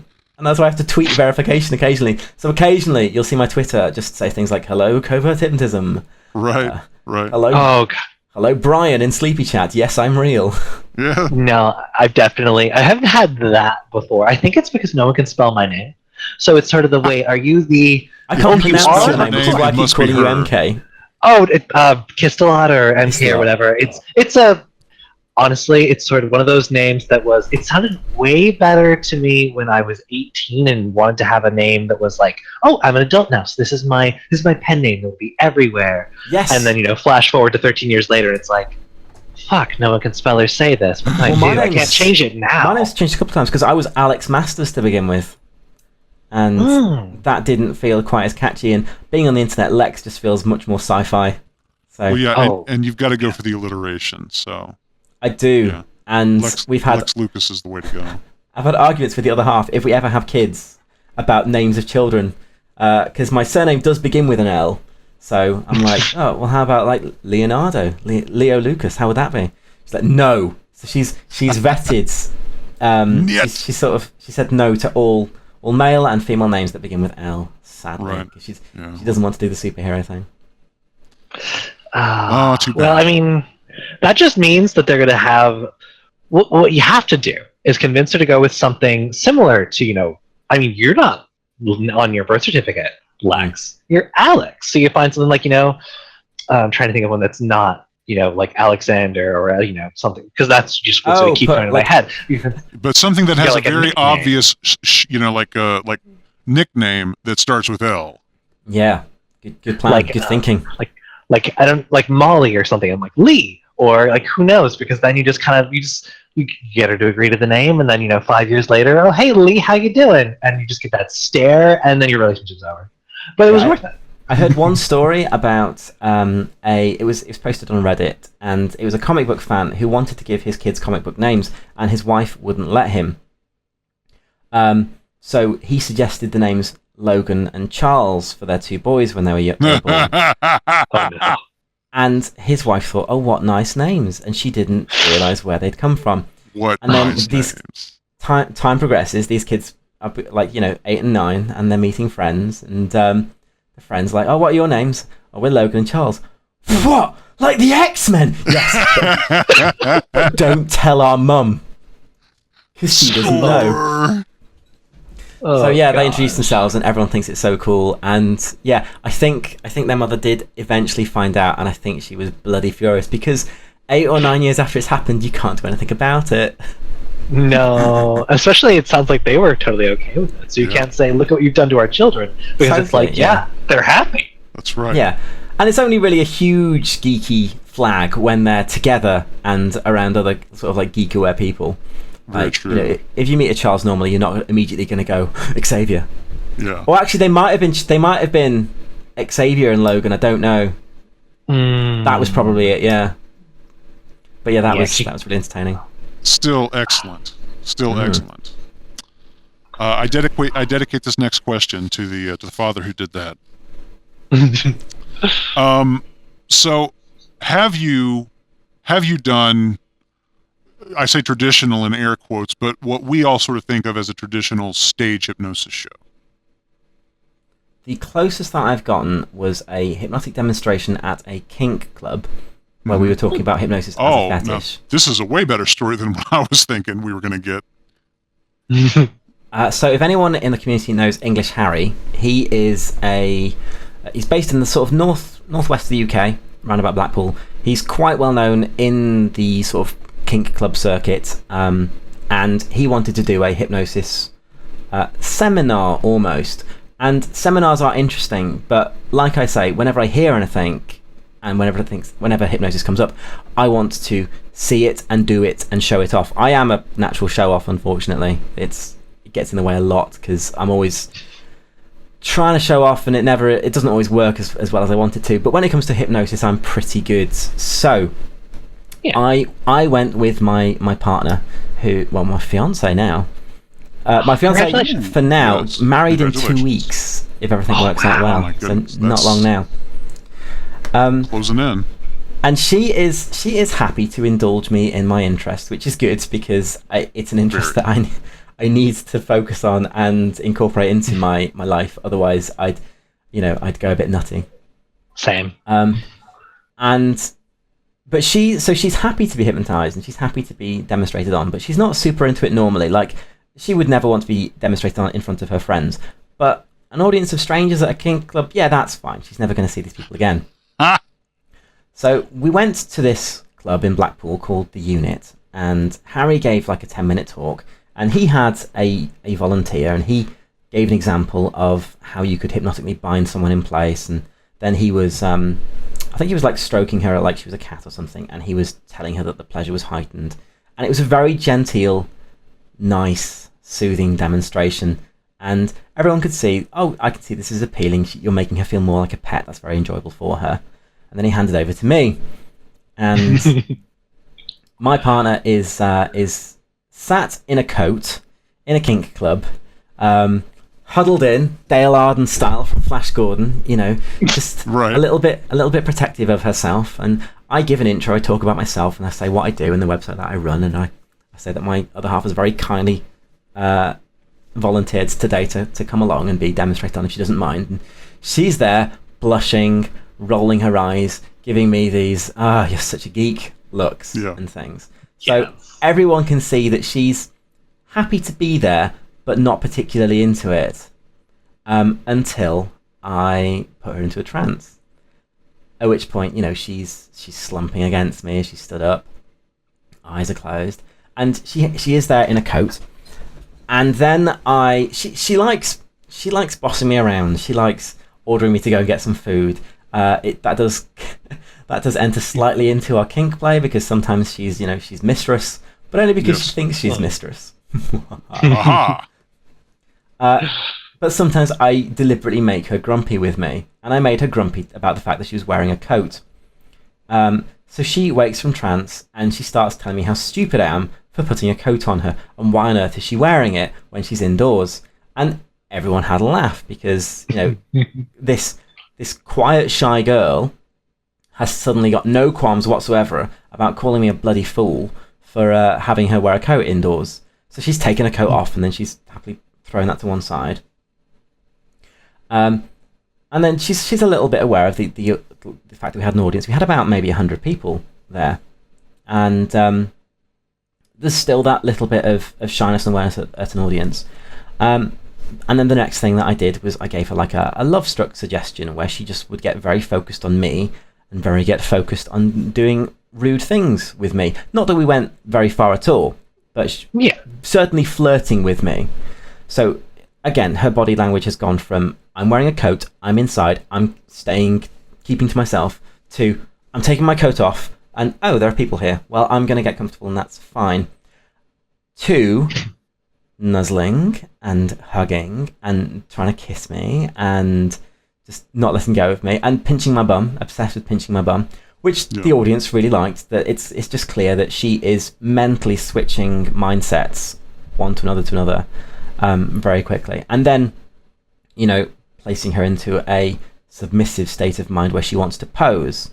And she poses very well, because she's seen it done so often in my videos and in my photos.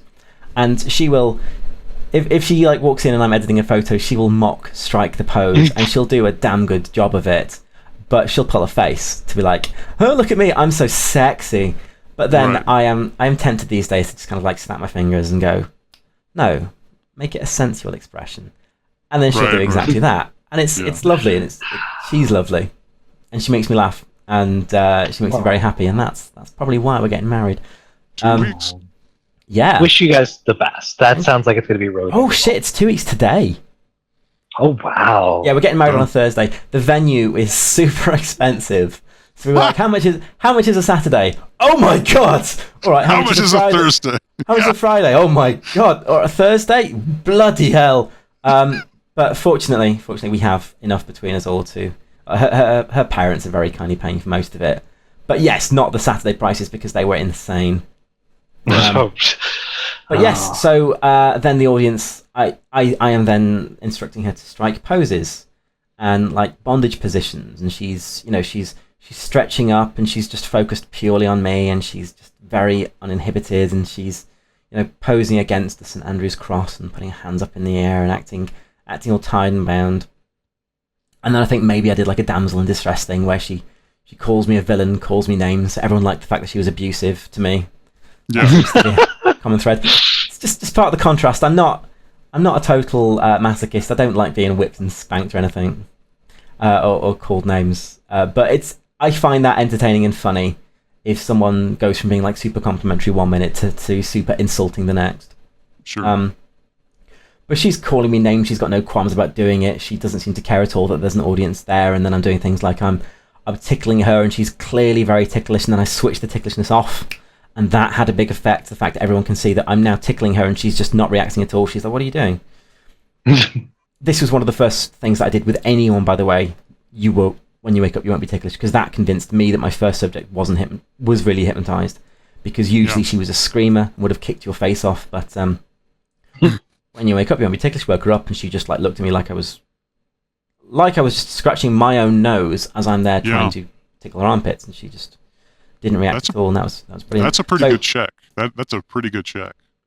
And also, it's a good way of convincing people who are only in light trances that they are actually responding, because it catches them by surprise. Because they might only feel like, well, I'm relaxed and I'm following what you say, but I don't feel like I don't feel like you're in control. I don't feel like my brain's switching off or anything. But then you'll say, and now you're not ticklish. Snap with the fingers. Give them a tickle. And they're like, what's that's really weird. Right. Yeah, because normally you are, aren't you? Yes, that's right. And then, you can use that as a condenser and a deepener. And it's something that's reasonably non-invasive and non-threatening. So I'm tickling the misses in front of this audience, and then I do my delayed reaction trigger, which is where I tickle her like crazy, and then when I say replay, she gets to feel all the tickles hit her at once. Oh. So I do that. I fold my arms, I step back, I say replay, and she is just giggling and screaming and shouting at me, and yeah, it just had a really, really big impression. And then, from that, everyone can see that she's getting flushed, and she's getting glowy, and she's not turned on, but excited to be on display and to be played with in front of a bit of an audience. And then I blank her mind and make her submissive and make her kneel. And she just does it without a moment's hesitation. She's just happy to kneel down and like pose in like a submissive stance, like knees spread, head bowed. She's wearing clothes, so it's nothing too embarrassing. Yeah. And then, and then make her feel like a pet as I give her a stroke, and then wake her up fully aware of what's going on, but unaware of how she got in that position. And the reaction happens, and everyone loves the reaction. And she's blushing and she's hiding, she's punching me, and and yeah, everyone. And you're not a masochist. No, but everyone can see this is real. These are genuine reactions. This girl, unless she's an amazing actor, is genuinely experiencing all these things, and it was just a great way of showing off what hypnosis can do. And I waffled on for I think like an hour and 15 minutes in the end, giving like my demo and giving the talk and talking about how you do it. But I go off on tangents constantly, so there'd be like anecdotes where I tell the story of my first subject, and then talked about how to induce a trance, and then the ways you can phrase it, and when you can play with like helplessness, and then you mentioned helplessness because hypnosis seems to imply that the person is helpless, and then I'm like saying, well, the person that's hypnotized, they're not really helpless, they won't do anything that they're totally against. And then the honest person in me is like wanting to talk about the grey areas where perhaps you can persuade people. So it was probably a fairly circuitous and labyrinthine explanation of how it all worked, but they seemed to be entertained, and I went for over an hour. And any time that I felt like I'd been waffling on for too long, I would then demonstrate something on my other half, much to her chagrin. Wait, chagrin? I always pronounce that wrong. It's one of those words that I read before I heard it. Yeah. Yes. How does everyone pronounce it? I've always heard chagrin. Chagrin, yeah. But all of us nerds have that problem. It's like one of those ways you can tell when someone's got a really good vocabulary. You can always tell when someone read comic books. You can always tell when someone read comic books. Yeah, it's a thing. Because for years it was pronounced chagrin in my head, and I'm like, chagrin. Yeah. I'm still a little bit sad over the word ennui. Not because I think that NUI sounds better, but I want there to be a word that is NUI, because I kind of like how that sounded, but it's not a real word. I think the epitome of this is epitome. Yes, I read that from Calvin and Hobbes. Anyway, Calvin has a comic about Hobbes being like the epitome of style, and for years it was epitome. The epitome of style. Oh, and hyperbole. Oh, well, the Hyperbole is just an event I go to yearly. That's right. No, hyperbole. I know. Okay, yeah. Sorry. Madam Keystalot and I have a theory. Mm-hmm. We would love to hear your take on this. Our theory is that the purpose of hypnosis stage shows is ejaculation, either in the form of laughter or arousal. Agree, disagree? Agree. All right. So Yeah. we can just go ahead. Hang on. I'm just going to go ahead and fact. No, for me, I'm trying to think. It's always one or the other. It's always this is funny or this is sexy. Yeah. I mean, occasionally it's this is cool. Like if you can get someone to I have had subjects who can do spooky things like change the temperature of their hands individually. Oh. This hand's hot, this hand's cold, and then you can hold their hand and you can feel the difference. And that's cool. Yeah. Yeah. That's almost more like a magic trick or something. Yes. Yeah. If someone can like slow their heart rate and things, that's pretty damn amazing. Right. Yeah. But 99% of the time with me, it's laughter or it's surprise, like some form of outburst, or it's to try and introduce a bit of arousal and kinkiness to it. Yeah. And the nice thing with hypnosis is you can do it with all your clothes on. Though I do keep running afoul of YouTube's respectable content policies anyway, even with the girls having their clothes on. Because someone will be fully clothed, and then the suggestion will be, okay, you're an orgasm coach teaching how to fake the best orgasm, and there's nothing sexual happening because they're fully clothed. Right. But they're doing the faces, they're making the noises, they appear to be having the reactions. Well, does that make it rude? As weird that YouTube would have a problem with that, because there's this one series on, I forget what it's called, but it's sex workers reading fiction while someone's between their legs going to town.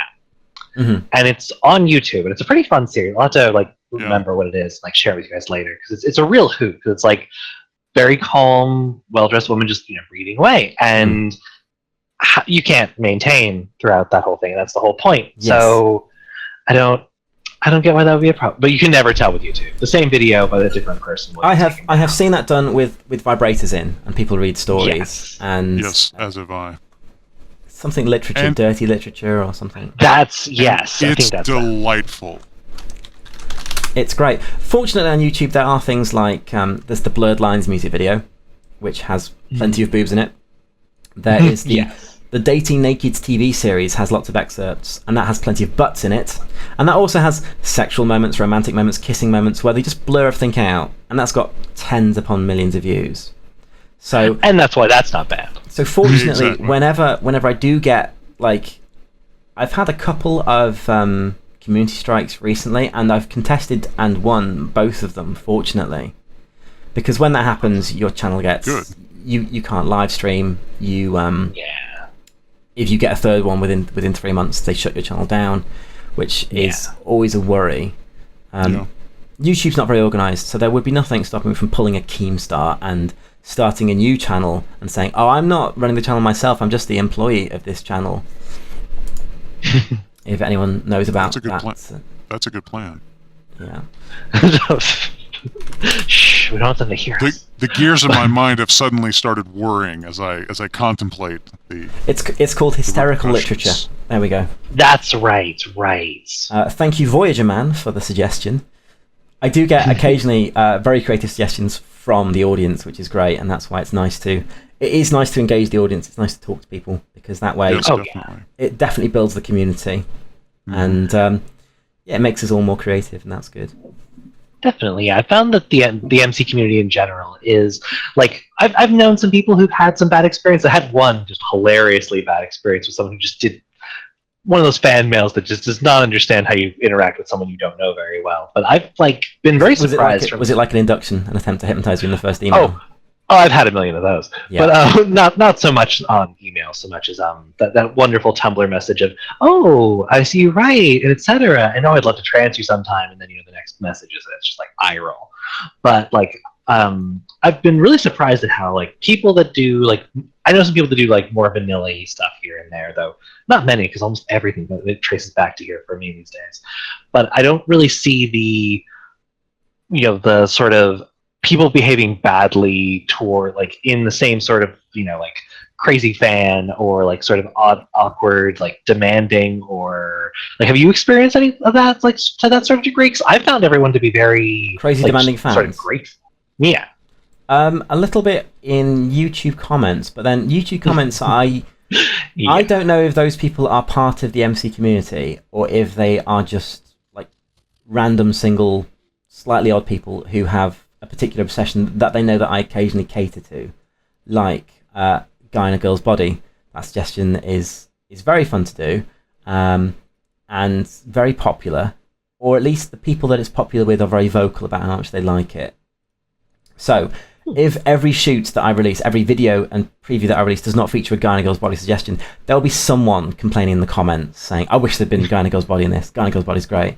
There's one person who seems to think it's magic because he wants to be the guy in the girl's body. He's like, can you put me in her body? And I'm like, that's not quite how it works. She can imagine that she's you, but you'll still, or you can be hypnotized and perceive yourself as her, perhaps, if you're a good subject.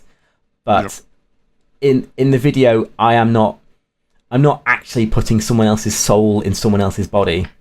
Oh, so you haven't gotten down soul transfer. I mean, soul transference is not a thing that hypnotists actually do. Well, I mean, let me tell you, I am interested in science fiction, and did I mention Mysterious Universe whilst we were recording or before we started? I can't remember. It's a paranormal podcast. It's a paranormal podcast that features all kinds of stories, and they range from things that we know are true, like future technology, 3D printing, human organ printing, these kind of things. Technology that's just about coming online. AI. AI-controlled algorithms. So we know we have those already. Not necessarily like sentient AI, but we do have AI algorithms and things. Yeah. They deal with like real-world science, but they also deal with Bigfoot, aliens, genetic engineering, Hollow Earth, and conspiracy theories, and things like reincarnations and soul walk-ins and things. And they cover everything that's interesting. They don't believe everything they hear, but they cover everything that's interesting, and they keep an open mind. So I keep an open mind with it. And I have one time I hypnotized someone to think that she was her best friend. And this was late at night. And the best friend reported a dream the next day where they had been talking to a hypnotist about them on the phone. And so that is... How interesting. That is so spooky. I've done that a couple of times, but at the same time, it's very hard to verify. Without having like a proper scientific longitudinal study where I hire volunteers that are groups of best friends and relatives, and then I hypnotize one and have the other sleep or something whilst I try to have them link minds. So I don't know if that's like a psychic thing or a weird coincidence. Probably a weird coincidence, but the fact that it happened and they were so convinced, and I seem to be able to replicate it once or twice, has me thinking that maybe psychic minds are maybe a thing. Whilst still needing to do lots more research, obviously. No, yeah. We should try to get funding for this immediately. Oh, clearly. I know there's been some like studies that because my girlfriend's very interested in that same sort of thing too, and follows a few podcasts. Not that one. I'll have to point her in that direction, see what she thinks about it. But sort of, there's been various testings to try and like prove, disprove, etc. Mostly to then make use thereof, psychic potential in one way or another. And it's very difficult to refute that humans don't have any kind of, weird sense that doesn't make any sense with our current knowledge. But it's also like, it's so scattershot if it actually does anything that's worth like anything, that it's like, it could exist, but it's probably about as useful as guessing.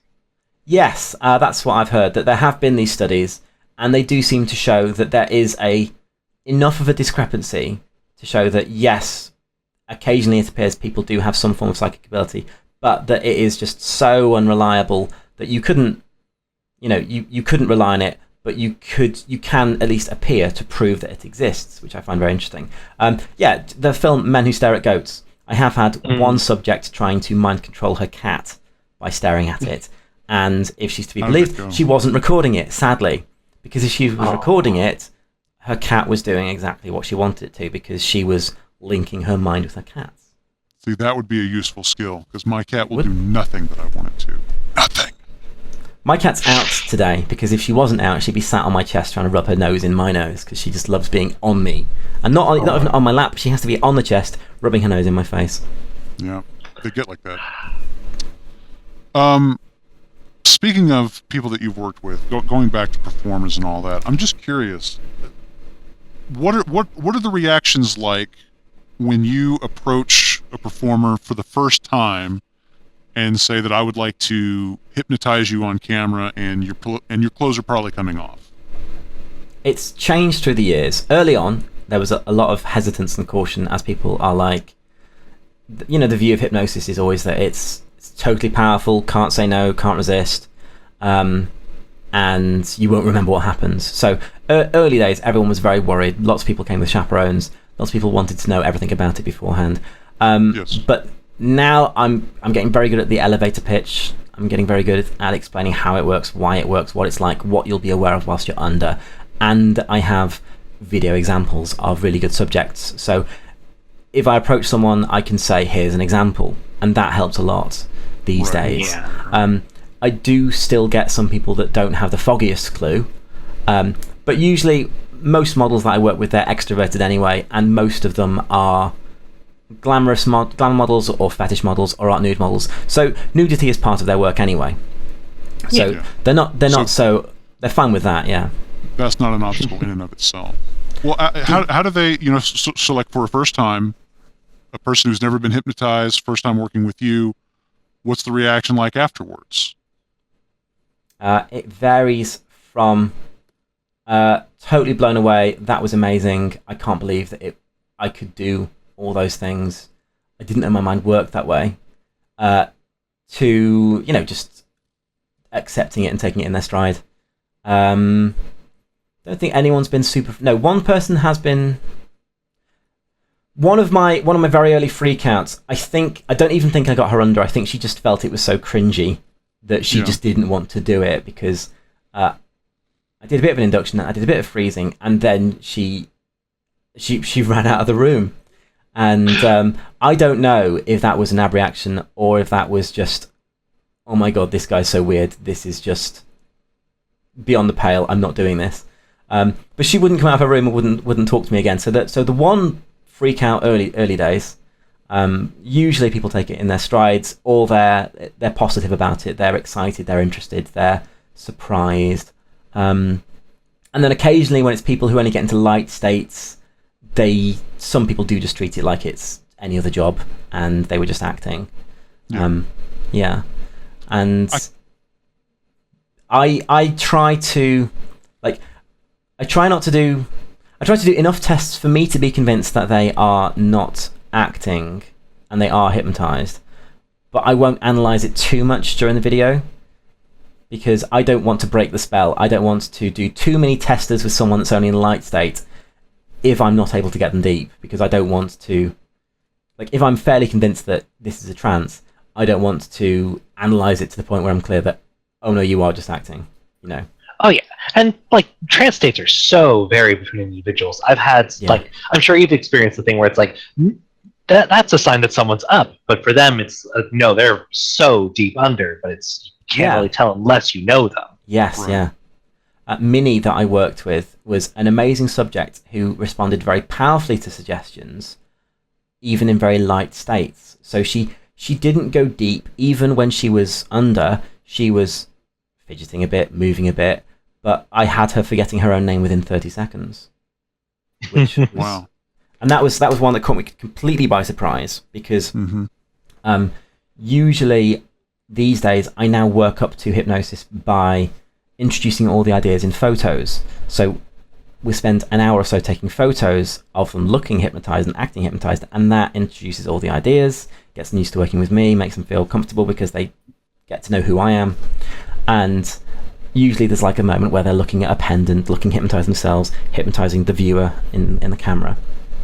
And Minnie, when I brought out my pendant, said, "Oh, pretty."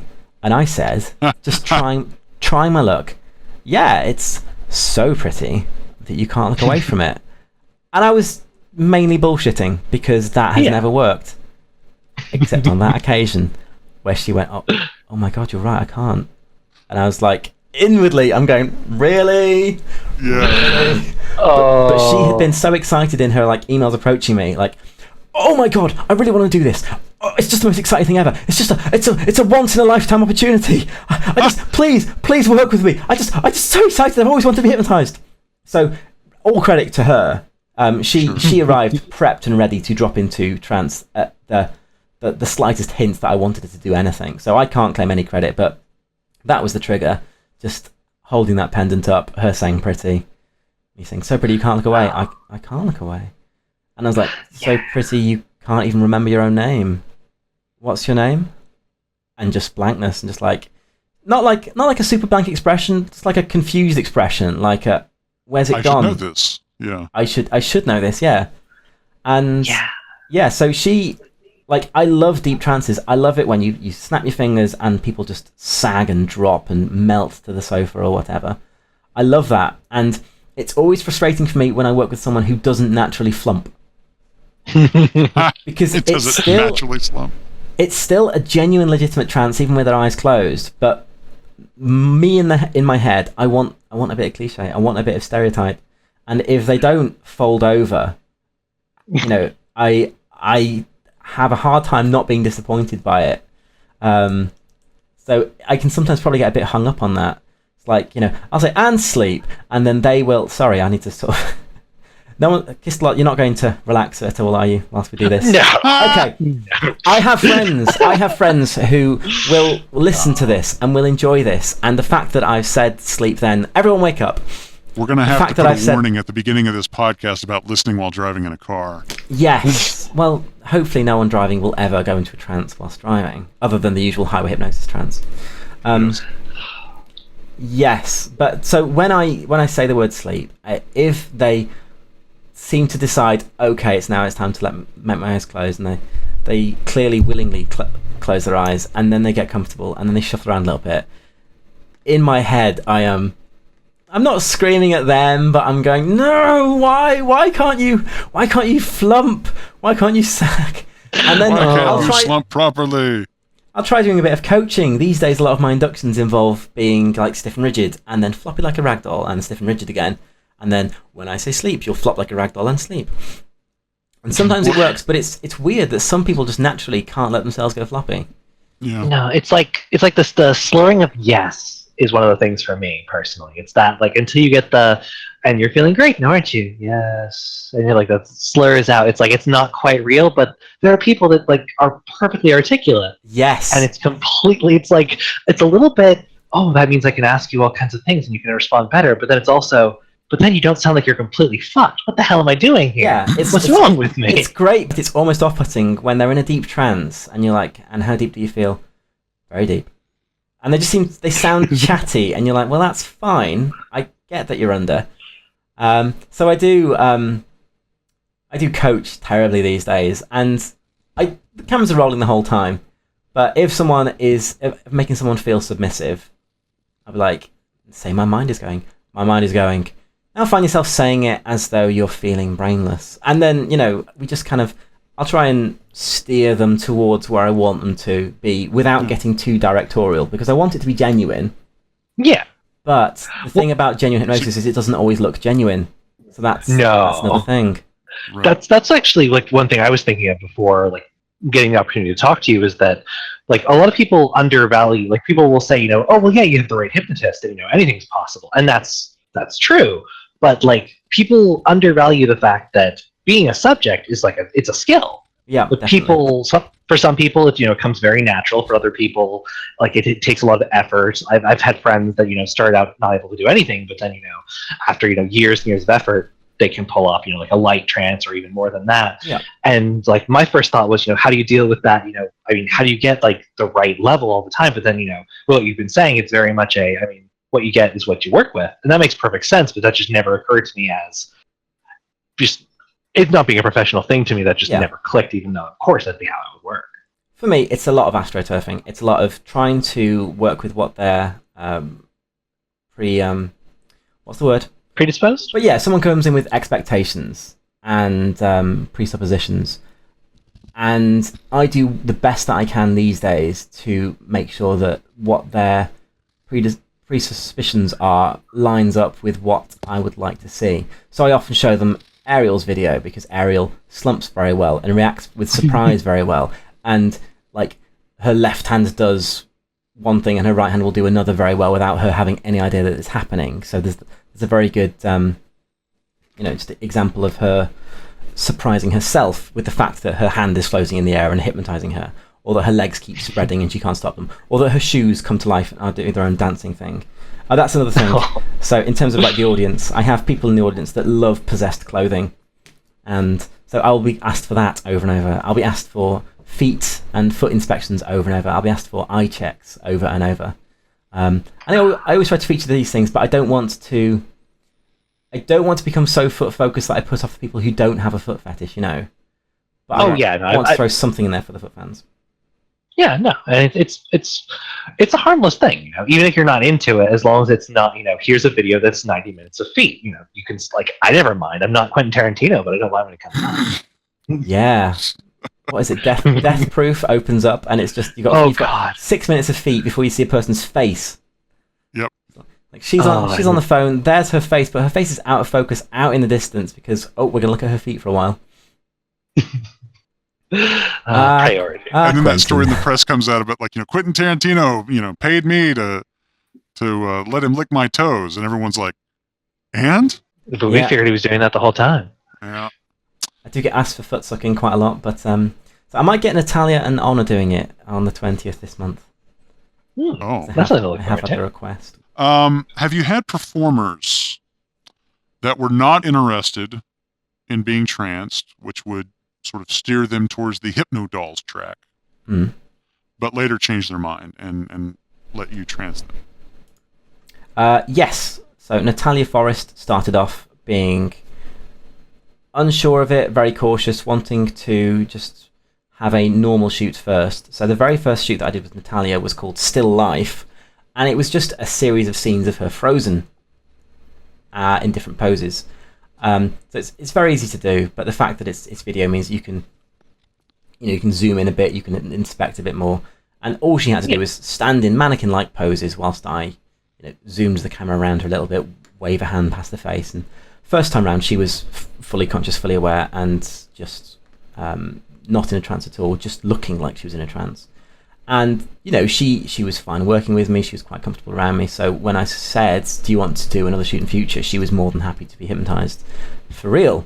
So that moved into a real shoot. Trying to think, I've done that a couple of times. Yeah, Lucinda started off as Hypnodolls, just faking it all, but then she's worked with Honor a few times, and Honor's an amazing subject, so has been under with Honor, though Lucy's not quite as much into it as Honor is. Honor's very submissive, loves being controlled, and she's so responsive.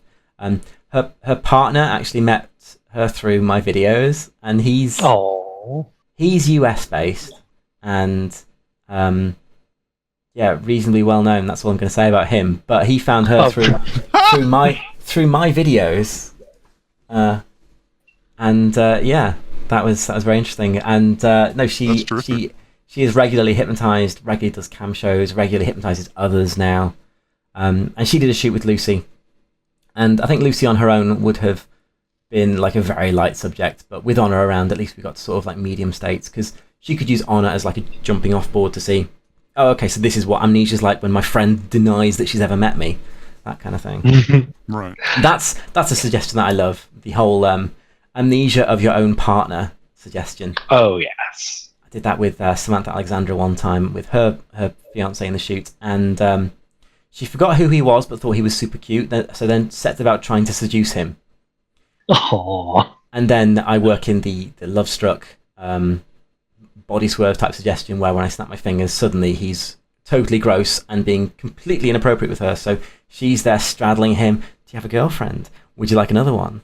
What she doesn't know won't hurt her. So she's trying to cheat on her fiance with herself, and then snap the fingers. Snap the fingers, cool. And snap the fingers, and she dives off his because she's been straddling his crotch. She sat on him. She gets off his lap. What are you doing, Richard? How dare you? I'm not that kind of girl. What would your fiance say? And he's like, I don't think she'd mind that much. No, you're disgusting. and switch, and then she starts playing with his ear again and just being all shy. Oh gosh, Brilliant. Yeah. that is So priceless. a couple of times the Hypnodolls have turned into genuine ones. Usually it's the other way around. Usually it's someone that has come to do a genuine shoot, and I've asked them to do a bit of prep work. I've asked them, can you listen to this induction? Can you watch this video so you can see an example? I'm only talking like 5-minute video. Excuse me, 5-minute video of Ariel, giving examples, or an 18-minute induction, 15 minutes if you skip the intro, which is just a basic into trance and out again. And usually, because I do a lot of prep work, so usually I say, can you watch this? And I'll say, if you just feel uninhibited, that's fine, but if you feel really engaged and focused, or even submissive, that's really good. Sort of implying strongly that's how I'd like them to feel. But some models, they vary a lot in terms of like personality and how much time they have free and how serious they are about their modeling job and how interested they are in hypnosis. So if they're like totally professional, usually they're completely happy to listen to an induction file and just check it out. But some are a bit more laissez-faire about it and a bit more blasé, and they get a list of things to do and they'll see, okay, I'll have to turn up at this date, and there'll be other information there, things to wear, clothes to bring, but then there's like an MP3 to listen to, questionnaire to fill out. I'm not doing that, boring. So they'll arrive and they won't have listened to it, and they won't exactly know what to expect because they haven't watched the example video, and then it'll turn out they're a massive fidget when they are here. So Alexa Red was that kind of model. Absolutely gorgeous, beautiful redhead, but huge fidget and hadn't done any prep work. So we did a Hypnodolls video. It ended up being a really, really good one. And weirdly, in genuine trance, she constantly fidgets. But in fake trance, where you tell her, act like you're hypnotized, she is 10 times more convincing. It was ridiculous. How interesting. She stopped all fidgeting. She stopped all messing about or faffing. She would, I couldn't get a genuine sleep trigger working on her, but when I described how I wanted it to look in the fake section, she nailed it from the word go. And I was convinced by her acting to the point where I thought, she's really hypnotized here. She's genuinely started going under just because she's pretending so well. Because I have had that happen. Doing like text trances and things with people that think it was role play, and I'm good enough at text trances, and that if they are paying attention and they are interested in being hypnotized, they will go under even if they think they're just role playing. Yeah. So I thought that I'd actually hypnotized her in that case, but sadly that wasn't the case, because the second the camera stopped rolling, snap out, they snap awake. Yeah. And these days, I do a little bit where I stop the cameras rolling and I let them know I've done that, but I tell them to remain relaxed whilst I take a couple of photos, or just do a little bit of doll interaction or something, or check that they're okay for pee breaks and things. But yeah, pee breaks. So I have had models wake up from trance, because you can wake up when you want to or need to. Oh yeah. Just wake up desperate to pee. So that's a moment that's lovely and frustrating at the same time. So I do these days sort of check fairly regularly. Are you still comfortable? Still relaxed? Do you want to take a break or anything? Because I realise that I will be videoing for upwards of 2 hours sometimes. Right. So here's my cat. If you can hear some jingling. Oh yeah. Actually, let me just take off her collar, because otherwise she's going to be making a constant jingling noise. He says, putting the collar on the desk where it's going to continue jingling. Well done, Lex. Okay, it's out of the way now. Hello. Wonderful. Moving on now to the question that the Black Room audience voted most important to ask of Lex Lucas. When do we see the Mad Hatter cosplay? I love the Gotham version of the Mad Hatter. Yeah. I think he looks so cool. So it's probably going to happen at some point. And I am getting more comments these days from people saying, Lex, I love you, but you're so scruffy. And I don't want that to be the impression that I give people. I like the hat. Honor actually insists that I wear suits sometimes when I work with her. So I have had like long sleeve shirt and a waistcoat on once or twice. And that is my convention outfit, is a bit more theatrical. Right. If I am at conventions. Yes, so I do need to improve my wardrobe, because it's not fair on the audience, because I don't know if what it is I don't see myself as the attraction. I see the ladies as the attraction because they are the attraction for me. But I get, as I edit more these days, that I need to be presentable. I need to be somewhat stylish. Otherwise, it's just probably a bit cringy. This dweeby guy in a top hat and a silly t-shirt, wearing carpet slippers. I have to tell myself not to wear carpet slippers because that probably ruins the illusion a little bit. Indeed. You don't quite present as a supervillain mind controller the way that you obviously should. Yes. Like maybe I should start the shoots with the models in my t-shirts. They get used to normal me, and then pop on the top hat and the waistcoat. Right. Oh, suddenly it's dramatic. What's going to happen now? And who is this smooth, dapper man? See, a part of me goes, but isn't it more impressive if a person pulling all this off looks like, again, the whole contrast thing? They just look like someone just walking down the street. Looks like what bag, now? Yeah. I didn't say it. I that trailed off because I couldn't think of a good way to put it. But no, it's the whole. It was going towards Nerf Herder. It felt like it was going towards Nerf Herder. If it was, I still don't even know what a Nerf is. I know I knew at one point, but I don't remember. It was never enough drilled. I'm thinking of Banthas. Yeah. I don't know what a Nerf is. No. Maybe a Nerf's a smaller bantha. I knew at one point as well, but I think I gave up that knowledge to make room for something more recent. Probably. Yeah. You have a Patreon. Yes, I do, and you should get one as well. You crazy fool. I told you guys I got this very nice note today. Somebody on Tumblr said, "Hey, I sort of stumbled across your that video you did years ago, orientation. Stumbled across it somewhere on the internet. Boy, it's really good. Do you have a Patreon?" And I'm sitting there just sort of grumbling to myself. I'm like, no, I don't have a Patreon. Why don't I have a Patreon? I got to get a Patreon. What am I doing with my life?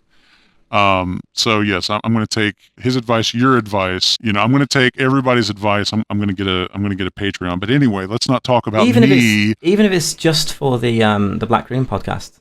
Yeah, because you put a lot of work into getting this cleaned up. To be clear, my audio sounds terrible before it gets fixed. But also, your content is, I would think, protected under fair use, and you're not selling it commercially, so it's not like you're selling someone else's content. Well, that's an interesting perspective. I shall have to explore that. It's probably a fun grey area to ask someone who knows more than me, though. I live in the grey. We MK knows this. Where do I live? Grey. Let's not talk about me and my hypothetical Patreon. Okay. Let's talk about you and your actual Patreon. What can people find there? If they go and support you on Patreon, what are they going to see? Okay. I try to put out I do put out a free full video every month from my archive for everyone who's paying more than $5 a month. I'm doing the whole tiered thing. Yes. So there's a definite pecking order. Sorry, people that just want to pay $1 and get everything. It's definitely tiered. So $1 does get people immediate access to Not Safe for Work previews, because people love those. But at the same time, some people only watch those and will probably never, because I'm quite generous with them, they can be like 15 minutes long. Some people will only watch those and will never move beyond it. So I figure, well, if I release them early to patrons and then put them out later to everyone else, we might get $1 here or there from people that just want to support me that far. Yeah. So $1 gets extended previews, and we're talking about like the first half hour of a shoot, where everything up until the point where they start taking clothes off, really. Everything that I can comfortably show on YouTube without, upsetting anyone. Yeah. So for $1, extended previews and Not Safe for Work previews. For $5 a month, I release a free video every month from my archive, and I'm starting from my oldest videos working forwards. Right. Skipping the terrible ones. Like Becky Speed was an amazing subject when it came to being a fembot. But her first shoot was recorded on a fairly crappy camera, so the resolution's terrible. So the shoot's fine, but I feel bad about the fact that it's like 640, 480 resolution, and it was recorded in her front room, and I didn't have any lights at the time, so the lighting's awful. And it was before I did learn anything about color grading. So I've skipped that one and released the good fembot video already. I have about 14 videos already that people can peruse through the archives. That is out there for free for anyone paying more than $5 a month. $5 also gets downloads of MP3s. I've started to produce more MP3s for people, and $5 you get the scripts, the MP3 downloads, and several versions. Like I'll do maybe a YouTube version where there's a bit at the end about obeying instructions on screen, but I'll also do a version where I cut out the intro and remove the instructions at the end. Just do a normal wake-up, right. Or maybe like a looping version, or maybe a version by me, or a robotic version by Serenity, who is the text-to-speech program that I've modified a little bit to sound a bit more robotic. That's the $5 level, and then at the $10 level, and all these, I think everyone gets Discord access. Everyone above the $5 level gets Discord access. Right. And then at the $10 level, it's one free video of your choice every month. That's and pretty, at the that's moment, it awesome. Yes, yeah, that's the cheapest way of getting my videos, and it's cheaper than it would be through Clips for Sale, even if I took out the 40% the Clips for Sale make. So I released them early for like $20. Clips for Sale take 40%, so I'd be making 12, and I'm giving them away for 10. So that's, but you know, I'd rather inexpensively provide lots of entertainment regularly than charge people through the nose, really. Yeah, well, no, I mean, I think there's all kinds of good reasons for that. You know, I think it builds a community. It builds loyalty among your customers. You know, if they feel like they're really getting something for their money, they're going to come back. Yeah, and I want to strike the balance between providing myself with enough income to produce more and pay the mortgage, and providing people with quality entertainment at prices they like. Someone suggested like a streaming service and like having everything available, and I know myself that I'm not dishonest, but I'm a sneaky git when it comes to that. I remember signing up to the Hypno Girls site for 1 month and downloading everything in that month. Yeah, that's usually my MO. Yeah, well. And I felt terrible about doing it, but I was at least supporting the 1 month membership. You know. But I figure it's something I do. It's a smart move, and there's no reason why other people wouldn't do that. I paid for access. I'm going to use my access and my download manager. Yes. Yeah. So $10 one video, $20 two videos, and then we're moving to like the commission level beyond that, where I will script an MP3 for $85 because it's like an hour or two's work to script it and record it and things. And then $100, I will include a scene of your choice within a video, 10-minute scene of your choice. Very nice. And then $150, I will hire a female MP3 artist because they need paying as well.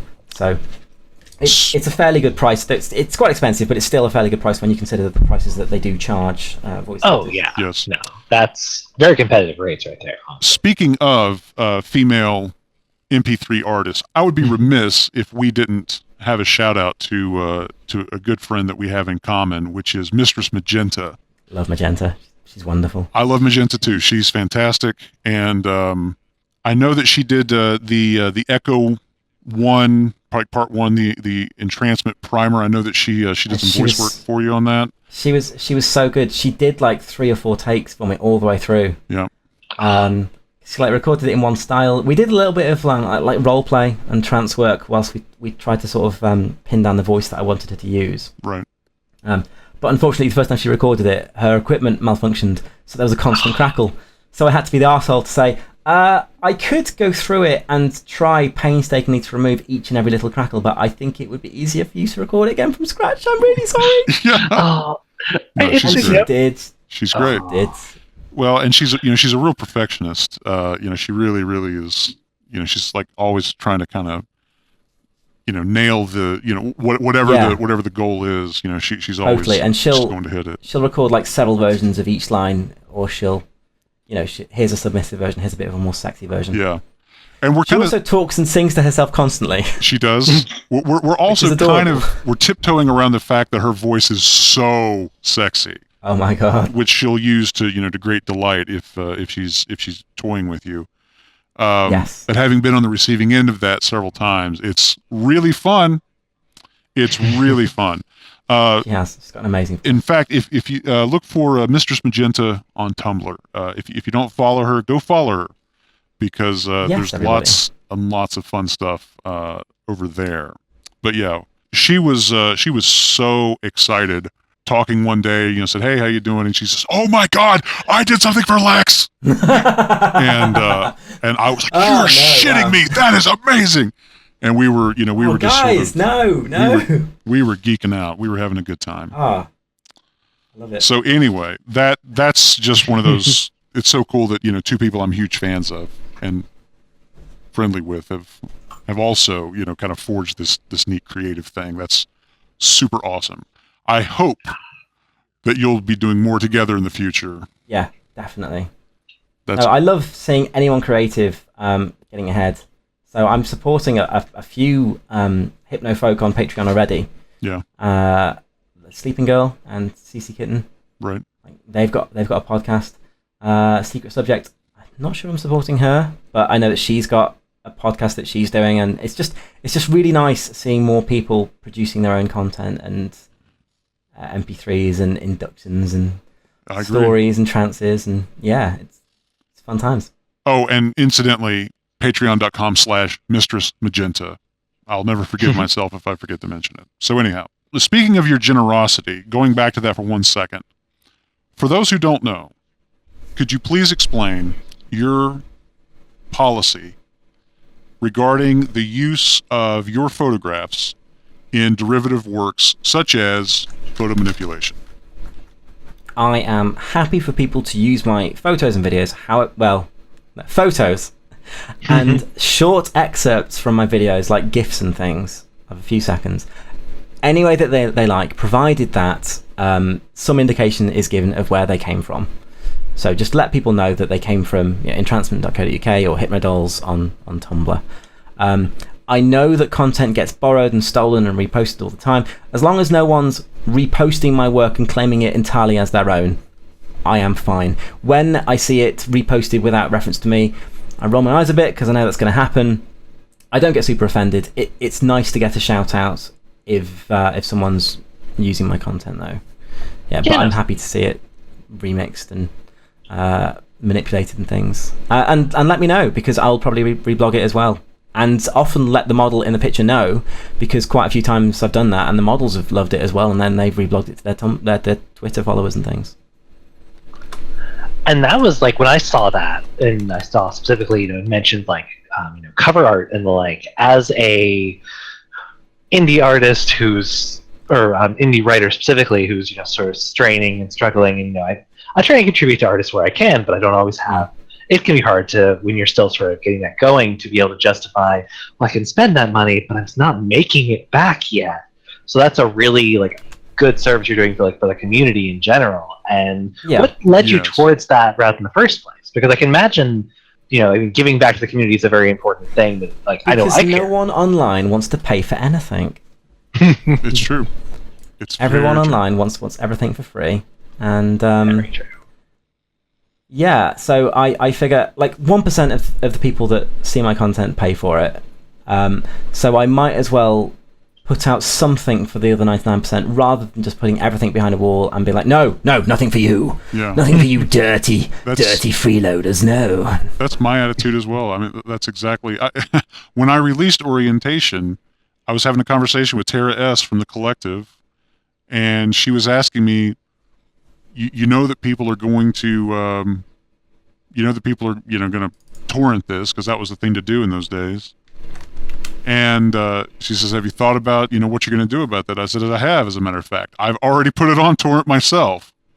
And she's like, well, what sense does that make? I said, well, I can put my website address on that version. It's not going to be a cropped version where they're kind of cutting me out of the loop. So I'll just beat them to the punch. And by the time that anybody's interested in torrenting it, it'll be my version that leads to my website that they're gonna that has your name on it. That's good.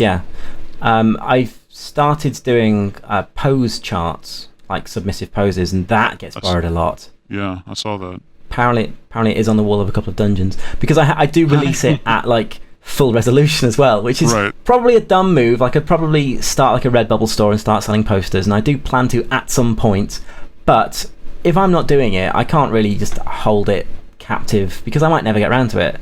So I'm happy to see it out in the wild, really. Well, as long as it's not been, had someone else's name put on it. Yes. Or well, no, that's fine if they've adapted it, but not if they've removed my name completely. Yes.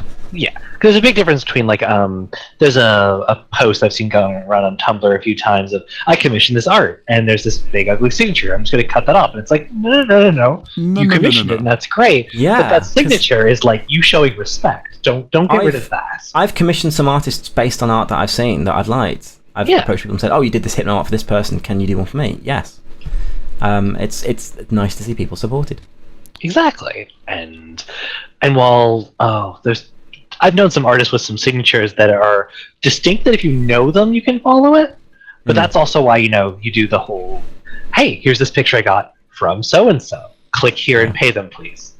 I have the coolest signature, but it's annoying because it's not words. It's just, do you know how Tolkien has his JRRT and he's combined them all into one runic-looking symbol? Yeah. Yes. I've done that with letters LLEX. No, Lex Lucas. And it looks like a cool Asian-inspired symbol. Looks like a sort of windmill-shaped symbol. Looks really cool, very distinct. You'd recognise it if you knew it, but if you didn't, you wouldn't be able to find me from it. So I have to put my web address on images as well if I want to. If I want people to find me. Undoubtedly. I was just thinking, and you can't just Google that because how do you spell that? But I mean, you got to imagine that reverse image searching wasn't a thing 10 years ago. How long is it going to be before we can just vaguely trace a shape, throw it into a search? It's like, oh yeah, that's this artist, because that'll be cool. That'll happen. Well, Lex, as a photo manipulator from the bottom of my heart, thank you. Thank you. Oh, thank you so much for thinking of us. I do. I mean, there's ways that I make money out of people as well. That's something I've forgotten on the Patreon. For I think the $10 level, you get image sets as well. Right. So I frequently take 200 photos during my shoots. I'll put maybe 20 of them out because I don't like releasing photos unless I've tidied them up in Photoshop, and I don't have as much time to do that as I'd like when I'm trying to edit videos. Yeah. So you can get all my raw, untouched, full resolution images for $10 a month, and that gets you access to all my past image sets as well. Wow. So you can do that once, download everything. I'm aware that's going to happen occasionally. I'm firing up my download manager as we speak. Well, the thing about that too is that as someone who's you're welcome to them as a fellow creator. Well, thank you very much. You get inner circle privileges as a fellow creator. So let me know and I'll send you some links. Would that include now? If I'm gonna receive special treatment, I'm gonna thank you first, and then I'm gonna push for more. Fine. Would that include perhaps maybe if there were a couple of shoots that I went through and I said, I wonder I could do something with this. I could maybe do a thing with the eyes or something like that. Maybe perhaps we could work out some sort of arrangement for me to manipulate some of your video clips. Not full length. I've only got so much life left in me these days, but yes. But small bite-sized segments. Neural nets. Yeah, I've done a little bit of that for neural nets because he's got his bimbo alphabet, and so a couple of times I've had kneeling girls reciting the alphabet. A is for anal, my butt's meant to please. That kind of thing. Yeah. B is for bimbo, get down on my knees. These kind of things. Hey, it rhymes. It rhymes constantly. Yeah. But anyway, I would love to follow up with you about something like that. I'd love to do a little bit of animation work, something on some of your videos. You are more than welcome, and you can have them for free because you're creative and wonderful, and I want to see you produce more. I cannot thank you enough for the kind words and the support. And I think that I sort of echo everyone in the audience in saying thank you, Lex, for the amazing hypno-smut that you create and that you share with all of us. I am just overjoyed that A, it exists, and that B, it's your job.